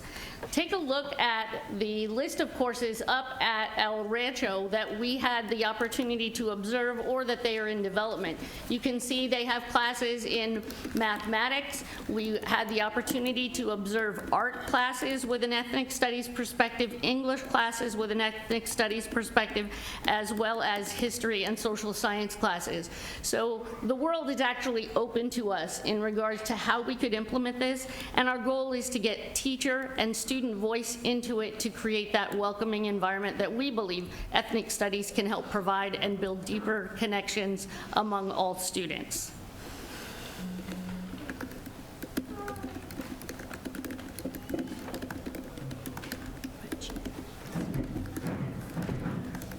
I'd like to invite our Ethnic Studies Advisory Committee out there to stand up. As you can see, we have a very large and diverse and committed group, and this is our team.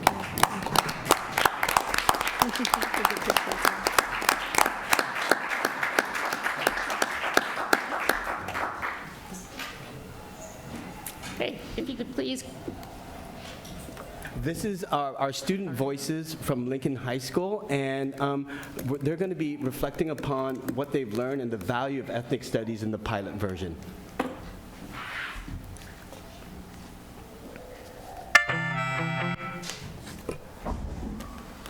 To not like fall in stereotypes, and it was a big thing that helped. I knew more about Black history, but ethnic studies teaches us about everything, so I really appreciate that. Every time I would talk to a family member, my parents, or even my siblings, I try to incorporate in the conversation everything I learned. It should be taught in every school. Most history classes don't teach us about what we should know. If you're going to teach history, you should teach about everything, not just one selected part. Love that ethnic studies is. You can learn more about isms and more about yourself, more about your culture, and honestly, this class is something that could help you in the future. It makes me feel better because now I know who I am, and it makes me as a better student because I know that it's still in the world, still sexism, classism, racism. Yes, I expect you to go to 10th, 11th, and 12th. Everyone should know about the Latino history and what they went through, and Black history and everything, not just white history. So I really appreciate having this class this year, and I hope I have it again. The words that they taught us, like an example would be hegemony. I would teach my baby sister to be careful to not like fall in stereotypes, and it was a big thing that helped me in my life. So on behalf of the students at San Diego Unified who are reaching out to us, and in addition to our colleagues on the Ethnic Studies Advisory Committee, the teachers and principals, and our communities that were deeply involved in trying to get ethnic studies part of San Diego Unified, we ask that the trustees embrace our multi-year plan and use it as our GPS in this work as we lead the way ahead of the state mandate for ethnic studies. Thank you. Thank you very much. We do have a few speakers, so because we have so many, we'll have 2 minutes for each person. Francine Maxwell.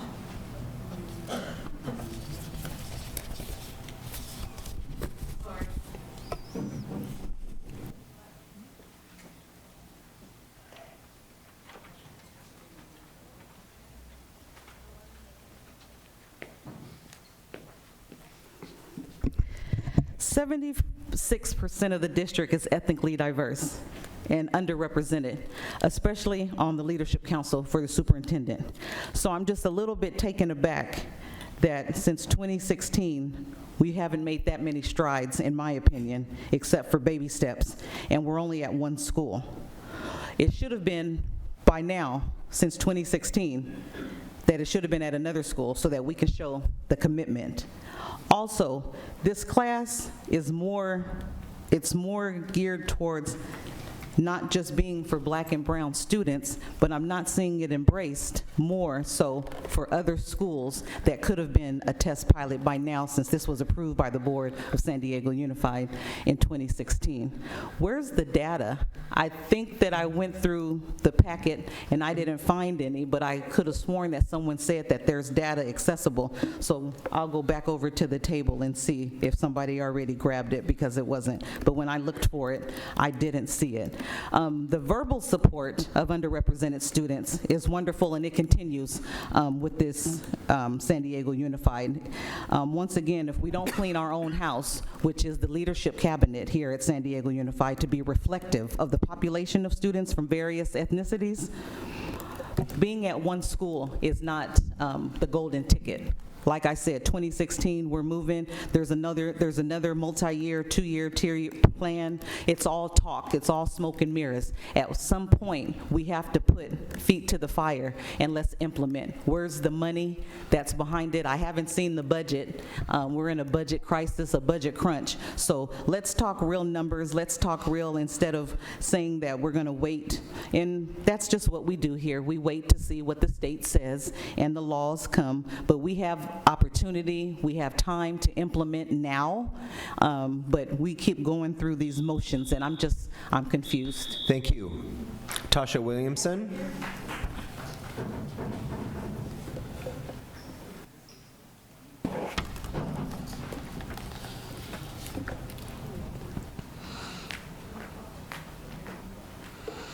So I'm here today, Tasha Williamson, and thank you, because we're concerned about students with IEPs, and the LCAP was on the agenda, so we thought this would be the best time to talk about it.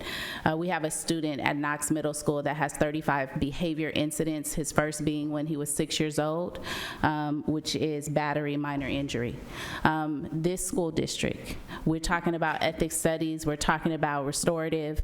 No one restored him. Not one person. 35. He has a San Diego Unified School District rap sheet. That is exactly what this is. He also has an IEP, so he is the most protected student in the school district. With that, with his IEP, which has been violated since he got it.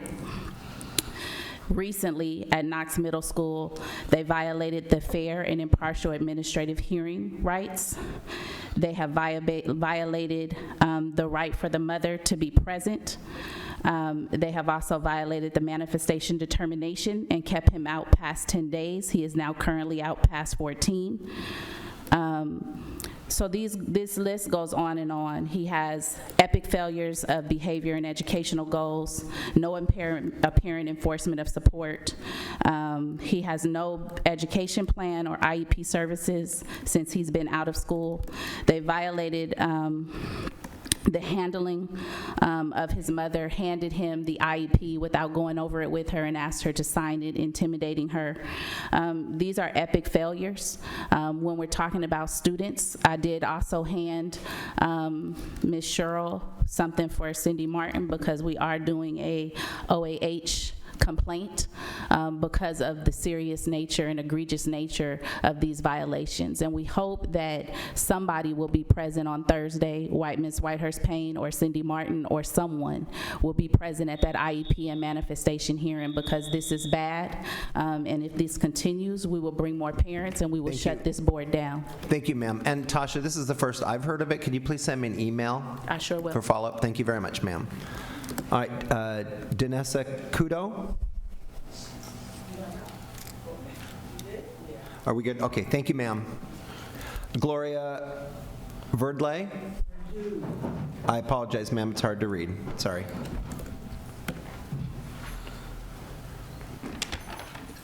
Yes, my name is Gloria Verdew. I support the efforts of the Ethnic Studies Advisory Committee and their plan, a curriculum for ethnic studies from K to 12 in the San Diego Unified School District. Support for ethnic studies means support for all people in the United States regardless of how we look. It is a highly developmental project, and it is the only thing that prevents the majority of this diverse population from falling back into the days of visible and invisible people and all the old inequalities. Failure to support it is almost too ludicrous for comment at a time when we are commemorating the 50th anniversary of the assassination of Martin Luther King, Jr. Opposition to the expansion and deepening of ethnic studies is opposition to the enrichment of the diverse elements in our society and an indirect attempt to make a select body of the many, a great, great again, a select body great again. I'm going to end with a quote from Dr. Martin Luther King on the subject of education. The function of education is to teach one to think intensively and to think critically. Intelligence plus character, that is the goal of true education. Thank you. Thank you, Ms. Verdu. Mary Lou Finley.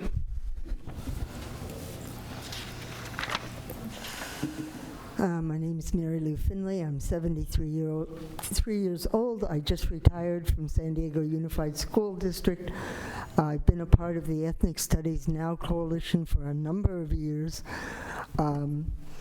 The board voted back in 2015, not 2016, and we have been fighting tooth and nail to try and get the board to carry through with its commitments, supposed commitment, because we were supposed to we were supposed to be able to expand our pilot program after the first year. But of course, as always, you hear complaints about money, which is ridiculous. California is the 6th largest economy in the world, and California has a huge rainy day budget. Somebody needs to tell the governor and the legislator to look out no, they don't have to look out the window. Open your eyes. We're in the middle of a hurricane. We do not have zero dropout at this point, and the studies all show that ethnic studies has a direct and significant effect on lowering dropout rates.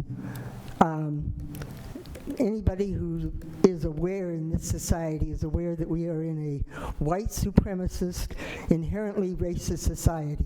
The only way that we're ever going to break this ongoing circle of white supremacy is for all of our students, white, black, brown, Asian, wherever they're from, indigenous, to be taught all the truth about our history from the cultures of the African nations, the indigenous nations that are still in existence, they didn't die, and that if we don't do this, we're going to end up with more of what we've got right now, and it isn't working. Thank you. Thank you, Mary Lou. Larry Thurman.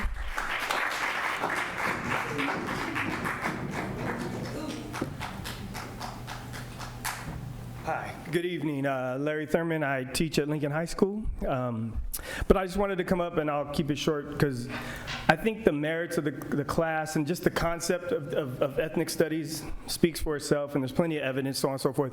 But the reality is the money, right? I think people need to understand this class is more, we're not taking away, we're adding, we're enriching. And I think a lot of people get the confusion that we're taking something away from history. This is making it more inclusive, and I think that's really important for people to understand. But the bottom line is we got to just get some money. I mean, we can, like someone spoke earlier, we can talk about it all day and have it on paper in nice little PowerPoints, but we need to really fund this and get it moving, because I've always looked at San Diego Unified as the leader, right? I've born, raised, went through all K through, child development program, and always looked at it as one of the biggest districts. And when I go other places, I'm proud, like, oh man, I come from one of the biggest districts in the country, right? But we need to be the leader, the vanguard of this. We have a great opportunity. We're way ahead of the game already compared to many places, most places actually in the country. So we need to really take advantage of that. And we can't let this slip through our fingers and keep saying, oh, next year, because by that time, then it won't matter. You're going to have to get it done. A lot of us are putting in time and effort for free. We're not getting paid for this, and we're here to make sure that this happens, because like someone spoke earlier, it's a labor of love. And I think our kids deserve it, right? I've been teaching this district for a long time, and I'm a product of this district, and I want to continue to be proud of being part of this district. So please look really deep into those pockets, and let's start talking about some numbers. All right, thank you. Thank you. Alberto Ochoa. All right, he is not here. Board member comments or questions?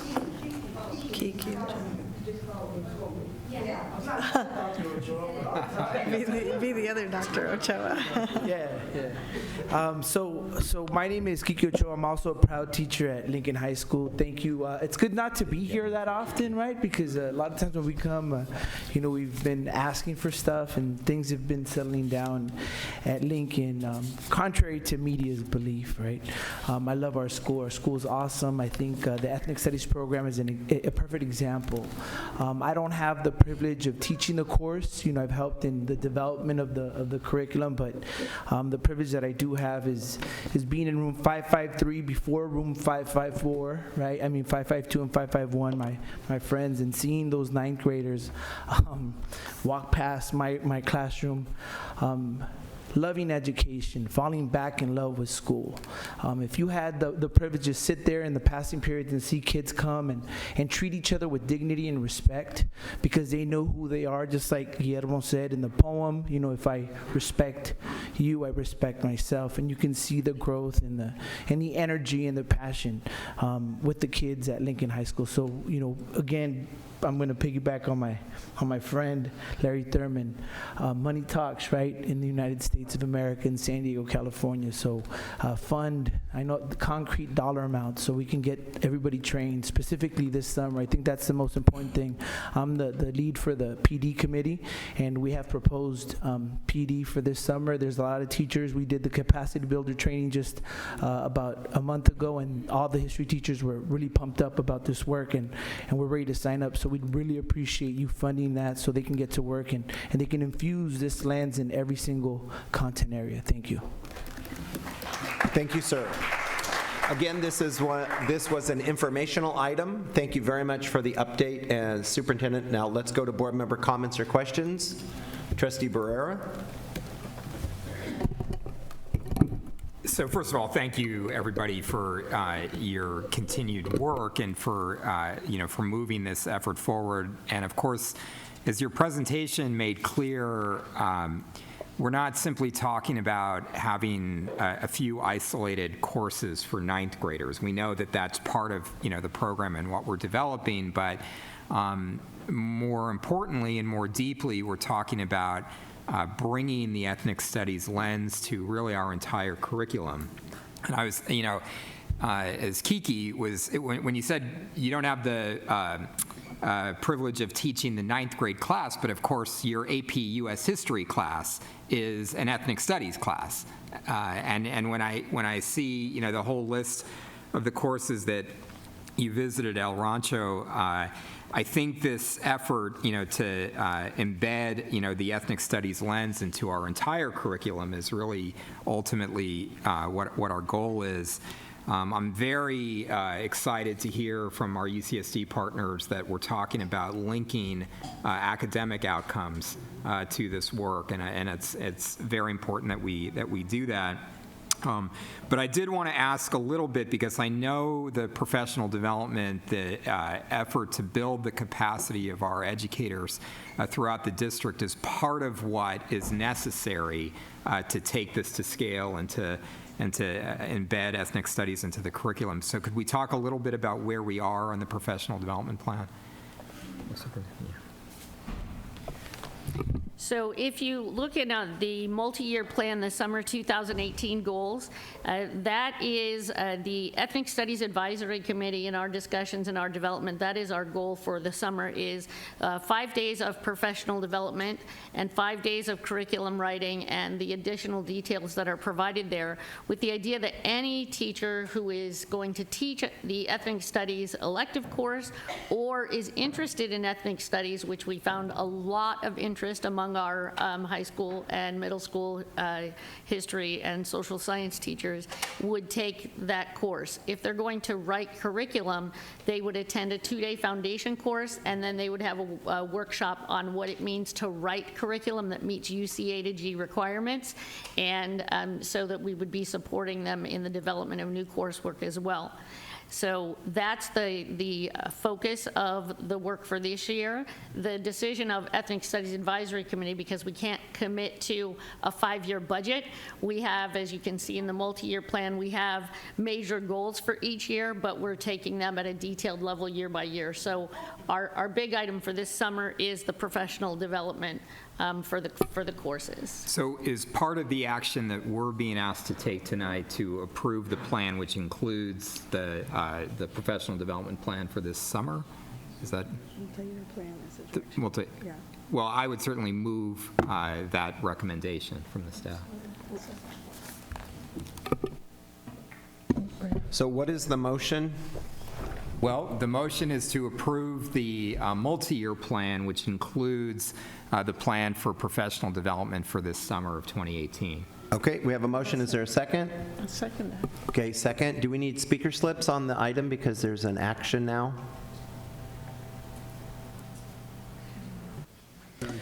Okay. Before we do that, Okay. Dr. Whiters-Payne? I think Richard and I were on this committee at one point, and then other priorities have come. But I want to say that I really appreciate this committee because it functions like my vision of all the committees should be functioning. It's our role as board members to kind of set the stage and then to push it off and allow you to operate. And that's exactly what's been going on. I do get your minutes, your announcements about what's going on.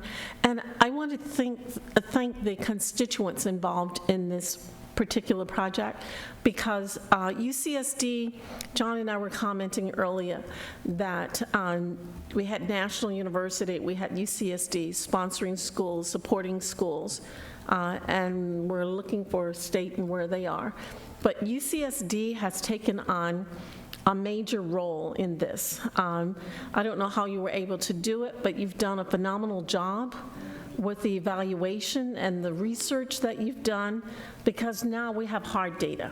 It's not just talk. I know you have copies of it there, but you've done wonderful work with numbers, with hard data that we can see in addition to the ethnographic kind of data, but we actually have numbers to support what you're saying. And I just want to thank you, thank all of the constituents from Bell. You retired, but you're still holding on to this project. And I just want to say thank you to all of you who've given a lot to implement this. And we're looking at you. Yes, we want to see this happen. This is what it's about, and Richard, I wholeheartedly support your motion. Can I just make a clarification that tonight's item was an information item and not an action item? So when I look at what it says, what we're asking for is to embrace what this vision is. It's the first time we've talked about it, and an update was long coming. And so to hear tonight's update, hear about what the summer would be, I need to take this back to the team to make sure we have the funding for the summer plan. I think conceptually, the motion is, yes, please work on that. The board is saying that, but it was not something that we've discussed yet internally. I appreciate that. So, but I think the motion is, yes, let's do this in 2018, and you need to figure this out and put it into the budget, and I appreciate that, Superintendent. But we've got a plan to do professional development in 2018 that's, I think, critical to, to part of this overall plan. Right, so it's not funded yet, and so the team will need to go back. If you are conceptually agreeing with this, the team needs to look into how we'll be able to do that. Okay. I have been engaged in discussions with our chief of staff, and she did ask for a specific breakdown of the summer 2018 professional development as it is proposed here. So she has those numbers and has been engaging in those discussions. On tonight's discussion. How much is the what were the numbers for the projected cost? For the professional development for summer of 2018 and the professional development for the U.S. history course, which is in development and slated for UC adoption and world history, it comes to a total of $116,000. Okay. Yeah. So this discussion helped us with what the team needs to do and give us the chance to work on that as a team now. Great. So any other board member comment? Dr. Evans? Yeah, so one thing about the professional development, like you talked about this summer, the ethnic studies teachers, but also the history teachers are welcome. I'm assuming this is being done on a voluntary basis. as opposed to them, are they being paid to do it or not being paid to attend the professional development? Oh, they're being paid. Okay, so that's what I understand. That's what the expense is. That is correct. But I also think it's great that you're starting with the ones who are interested and enthusiastic about it. We can mandate all kinds of trainings on every sort of subject and so forth, and its effect can be very limited. But when you start off with some people who are, genuinely interested and enthusiastic about it, I think that's the best way for everybody to see the good things that are happening, including the academic results that you're researching and so forth, so that we can really sell it to everybody else.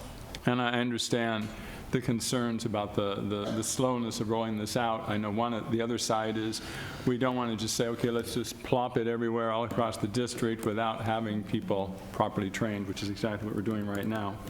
And I'm also impressed in this, particularly with Lincoln High School, that this really has been an effort of the teachers and the students and the community to make it happen at Lincoln. And as was mentioned before, there was a lot of talk about, and some negative talk in the media about what's gone on at Lincoln High School. And this is a perfect example, model for the entire district in terms of what a school community can do to really be on the leading edge. And I know Kiki and Guillermo have been there since the reopening of Lincoln. But as we were sitting here, I was realizing too that going back to when we first got on the board, there was Lincoln High School that led the effort for the elimination of weapons training on our campuses. And with all of the news, stuff in the news today about weapons on campus, that was a very grassroots effort by the people at Lincoln to make this happen. So I just think this is going to be very successful because of the way that it's been generated in the first place. So thanks for all your work. Dr. McQuarrie? Yeah, I also want to thank you for the report. And the ethnic studies kind of got started when I got started, so we're sort of going through this birthing process together, absolutely in support of the motion and moving forward on this and growing it quicker and with expertise and forethought. And a couple of questions related to that might help it grow and where we can support it. I know we have the history and social science framework, and I understand the standards are in the making, or when will we see those and how could we leverage that? So the new framework for history and social science does include an ethnic studies framework, and when we had the teachers at Lincoln who are currently teaching that course, they looked at it and said, this is our course. So there's a lot of alignment there. So we are, of course, making sure that we're staying aligned with the new framework because it is embedded in our new state framework. Right, so what I'm thinking is that we can take a look at the framework, and then as materials become reviewed and adopted, and as curriculum becomes adjusted, there already is a structure that we can add on to and just build it. It also states that, it also puts us in it builds a larger picture that we're not going to be alone in this project, that this is really a statewide movement. California is ahead of the curve, and we have an opportunity even be, as a district, to be out in front, and it's a great opportunity. So the other piece I want to link to the ethnic studies is civic learning. And we have a collaborative for a civic learning partnership that we've been working with for the last 3 years that talks about civic learning, embedding that into the curriculum, meaning it's not just a single course about the government and how the government works, but it's embedding the process by which people identify and solve problems in a democratic system like ours, with creating, and I'm thinking as students develop their sense of who they are and what their history is and their culture, they begin to identify problems and issues and concerns. They also want then to take action. And they want to know how to take action, what are the tools available in taking action, like registering to vote, to be able to vote, to be able to have a conversation, to be able to listen to competing ideas, to be able to have discussions, to be able to meet in boards, and be able to make decisions that have an impact on everyone. So that is the basic nature of what is developing to be a statewide movement to empower civics learning. I wonder if you have any comments about how we can interrelate civics learning within the ethics studies process. Because the Ethics Studies Advisory Committee, we believe in working as a team, and I've had more than my share of airtime. Does anyone else want to take that question? I'd be happy to, but is there someone else who would like to? So the culminating unit of the course is actually putting the theory into action, okay? We call it the praxis. So the students are able to identify a social issue in their community. They plan a plan of action. They somewhat hypothetically, they implement the plan, and they see what results can come out of that. Sometimes it's just based on presentations, based on research, and sometimes it's based on actual campaigns, as he was talking about the gun range campaign. There's been other campaigns that Lincoln has taken on, students that actually do a kind of political education during lunch. One of the latest one was based on the DACA, and I know the action they did was based on the North Dakota pipeline. So students are able to take all this knowledge and be able to implement. Someone put some kind of action, at least just educating the rest of the student body. So that's the last unit, is putting the theory into action. So it's just a start. So remember, this is an introduction to ethnic studies. What we picture is to have other courses, have a civics course for 12th grade or 11th grade, or an elective or AP or something in that nature. Thank you. Trustee Barrera, then Dr. Whitehurst-Payne. Yeah, and I think you're now going to get board members pitching you for different aspects of what we think needs to be critical, foundational to an ethnic studies curriculum. And so I'll pitch you that labor history, of course, I think needs to be foundational. We talk about the 50th anniversary of the assassination of Dr. King, who of course was in Memphis to support the sanitation workers who were striking for the right to form a union. And we just commemorated Cesar Chavez Day. And I think in the case of both, Cesar Chavez and Dr. King, sometimes their history as labor leaders gets lost in sort of a broader, conversation of what they were about in social justice. And I know that the American Federation of Teachers and others have the ability to work with, I think, with the task force, to talk about how to incorporate, labor history into ethnic studies. So I hope that we do that. You can write a course this summer. It's great. Write a course this summer. Dr. Whitehurst-Payne. Dr. Mike had an ulterior motive when he made that comment about civics. What I would like to say is that it sounds to me like someone like Guillermo needs to be the person to serve on this civic committee. One of the things that happens to us as board members is that we're lobbied to serve on 1,000 different committees. And sometimes I'm not sure if we're the right people who need to serve on committees. But there are a couple of judges and some others in the community. You might want to talk about it. I know Judge Judith McConnell. Judith McConnell and Justice Cayette, who are leading this effort statewide to empower, to enrich civics learning throughout schools in California.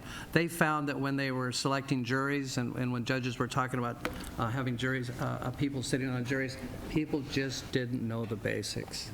They didn't know what democracy was, what their role was, how the system worked, and so they established. They knew that it was important to them to take a look at civics, not just a single course within an 8th grade or in high school, but to embed it throughout the entire, the K-12 like ethnic studies is, and it's through this enrichment that students learn civility. And learn how to solve problems. So there is a group that's been working on this effort for 3 years, and we'd love to have a participation membership on that committee. So, thank you. Thank you. I'm delegating. Any other board member comments or questions? Okay. I'm having a deja vu. from the 1980s. I remember sitting in class in the 1980s, and my history teacher was explaining that in some states they still didn't teach in history about the civil rights movement and Martin Luther King. That was banned in history classes. And he pointed out in our textbook, this was junior year, he pointed out in our textbook that we had 2 paragraphs, 2 small paragraphs in the far inside column with a little tiny picture of Martin Luther King. And that was how much our textbook in the 1980s spent helping us learn about the civil rights movement. Now it's a chapter, but but that's it. And so I believe that this is a continuation of the efforts to make sure that we're helping our children to learn about all of our history. And that is in alignment with the Fair Education Act, where we need to make sure that our children learn about the LGBT history, about the contribution of Filipino Americans and Native Americans. So many different groups have given to make our country and our society what it is today. And that's what I think that this is. This is a continuation of that. So to the extent that, I think Dr. McQuarrie pointed it out, is that it shouldn't just be an ethnic studies class. It should also be a more robust standards curriculum in all history classes. And that, I think, is a function of the state of California, because the state of California dictates what are the content standards that are to be taught in all of our classes. We don't decide what is taught in 7th grade math. That's the state of California. They tell us that you must teach these 5 main content standards. And so to the extent that the state of California is articulating and identifying the content standards for various history classes at different grade levels, that's something I think that we need to advocate for more through our advocate and advocacy team in Sacramento also. But when I was president of the board in 2014, I worked with a whole bunch of folks to try to get this move forward. I worked with Superintendent Martin and the district staff, the curriculum teams. It took a year to get it on the agenda. It took a year of hashing it through and making sure that what we were bringing to the board was a quality program. And that's why it didn't come for a vote until 2015. And then the plan was, as was accurately stated by several people, that we would have a pilot program and then roll that out. And we're still in pilot mode. And so I'm thrilled that we can expand this, start with training this summer. But I really, really look forward to the day when we have ethnic studies in every single high school. Because people will be amazed. The perception that the community has about the demographic and diversity of our high schools is not accurate at all. Lincoln High School is 70% Latino. And then if you look at La Jolla High School and Scripps Ranch High School, the percentage of diverse student bodies there is incredible. And so this is something that I'm thrilled and honored to vote in support of, and I thank Richard for taking an information item and doing something with it, with his motion. So please vote.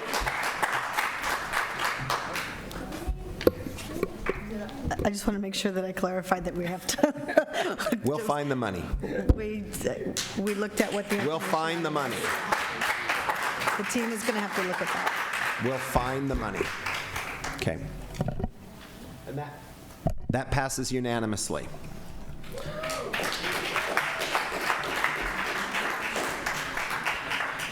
Next item is section G. Thank you very much, staff, everybody, teachers, parents, students. I'd like to move the board consent agenda. Okay, I have a motion on G1 and 2. Is there a second? Second. Please vote. That passes unanimously. On to item H4, which is an action item, appointment to the Board Advisory Committee on School Board Member Elections. We have a motion. Is there a second? Second. Okay, there's a motion and a second. Do we have any speakers, Ms. Cheryl Ward? Nope. Okay, please vote. That passes unanimously. On to item I1, final offer for allocation of facilities for charter schools under Prop 39. This is an action item. Do I have a motion? So moved. We have a motion. Do we have a second? We have a motion and a second. We do have a speaker, Demi Brown. You have 3 minutes.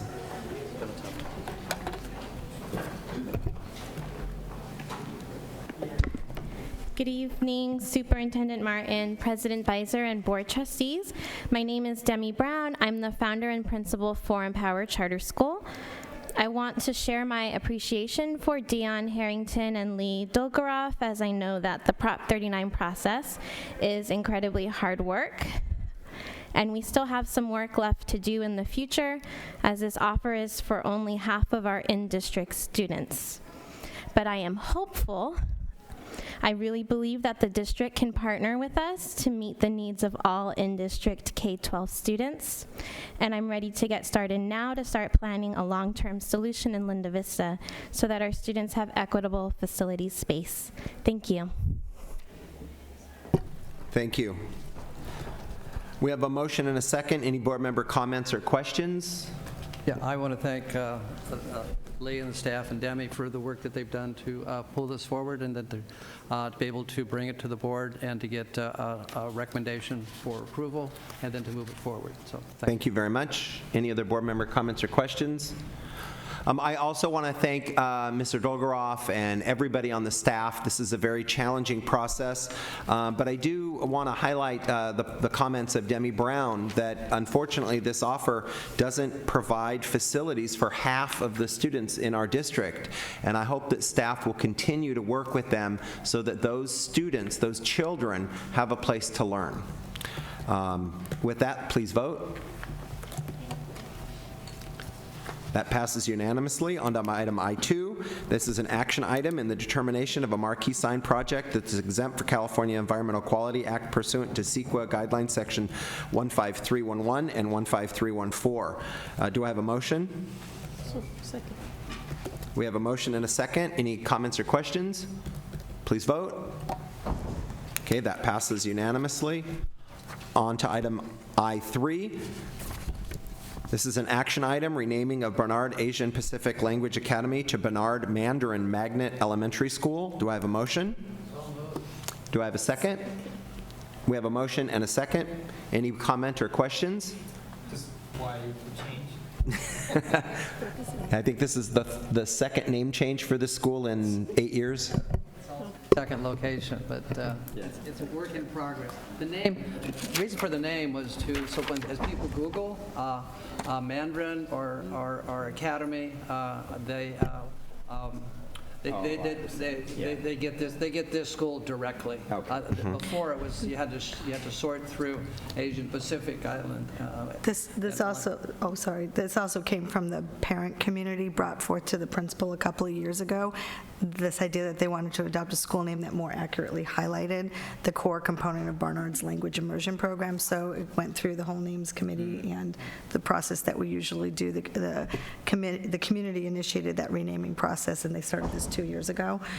So it's been a transparent proposal, public discussion at school site council, site governance, staff meetings, Mission Bay cluster meeting, and coffees with the principal and the parent community and staff voted on the new proposed name from 4 possible choices, and the winning choice was provided to the names committee for evaluation. So they've reviewed the renaming request, and the supporting documents were submitted by the school community. Thank you.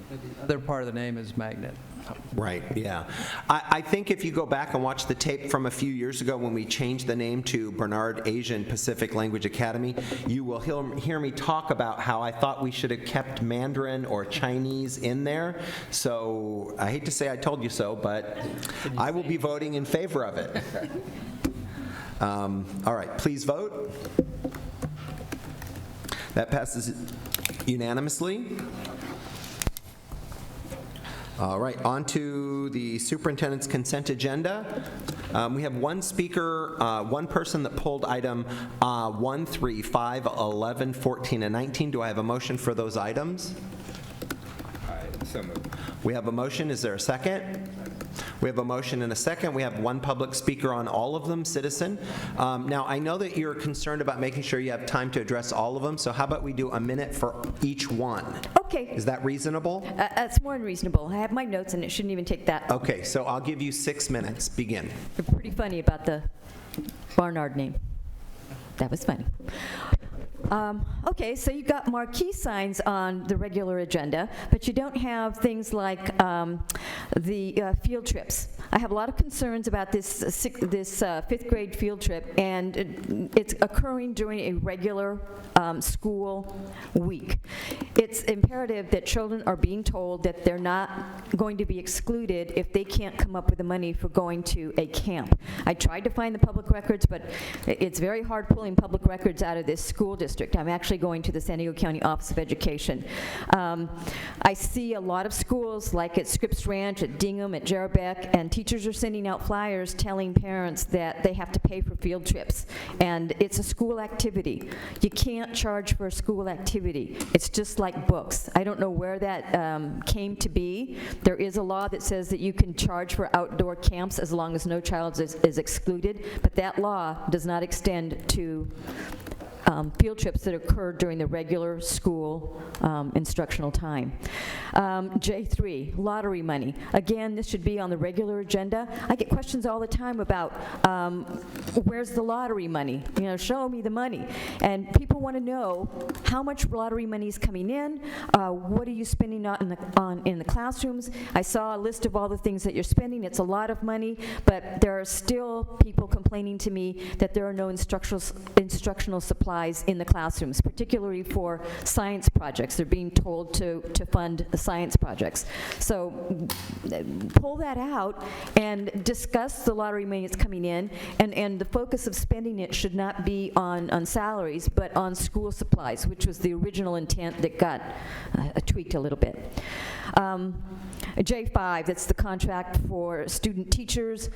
There is a section in there that says that they can substitute for teachers that are, a student teacher can substitute for a teacher that doesn't come to class that day for a reason, maybe jury duty or being ill. However, I've seen teachers that are abusing this student teaching system by coming late to school or leaving early or just telling the student teacher that the student teacher's in charge because the teacher's leaving the campus. That needs to be watched. They're getting paid to teach, and they need to be in their classrooms regardless of whether the student teacher is there or not. J11, it's due process settlements. Again, this is an issue that should be discussed on the public session. I would like to see a full report about what's happening. Why are there so many due process settlements? What are the issues? How is this tied into are our children in special education receiving quality services? I keep seeing these due process settlements. I have concerns about that, and it should not be under just a consent agenda with 30 items. And then J14, I'm looking at the money that's being accepted, and the donations need to be pulled out. There's a new district policy about donations. I think that needs to be made clear about what donations are being made, who's making them, what are these sixth grade camp, $315, and it was collected through the foundation. But it really wasn't a donation from the foundation. It was really the kids having to pay student fees for activities. J19. This is about skip it. I can't remember. It's been too long. I'm too tired. Thank you. Thank you. Any board member comments or questions? Okay, please vote. All right, and that passes. Any other non-agenda public speakers? Okay.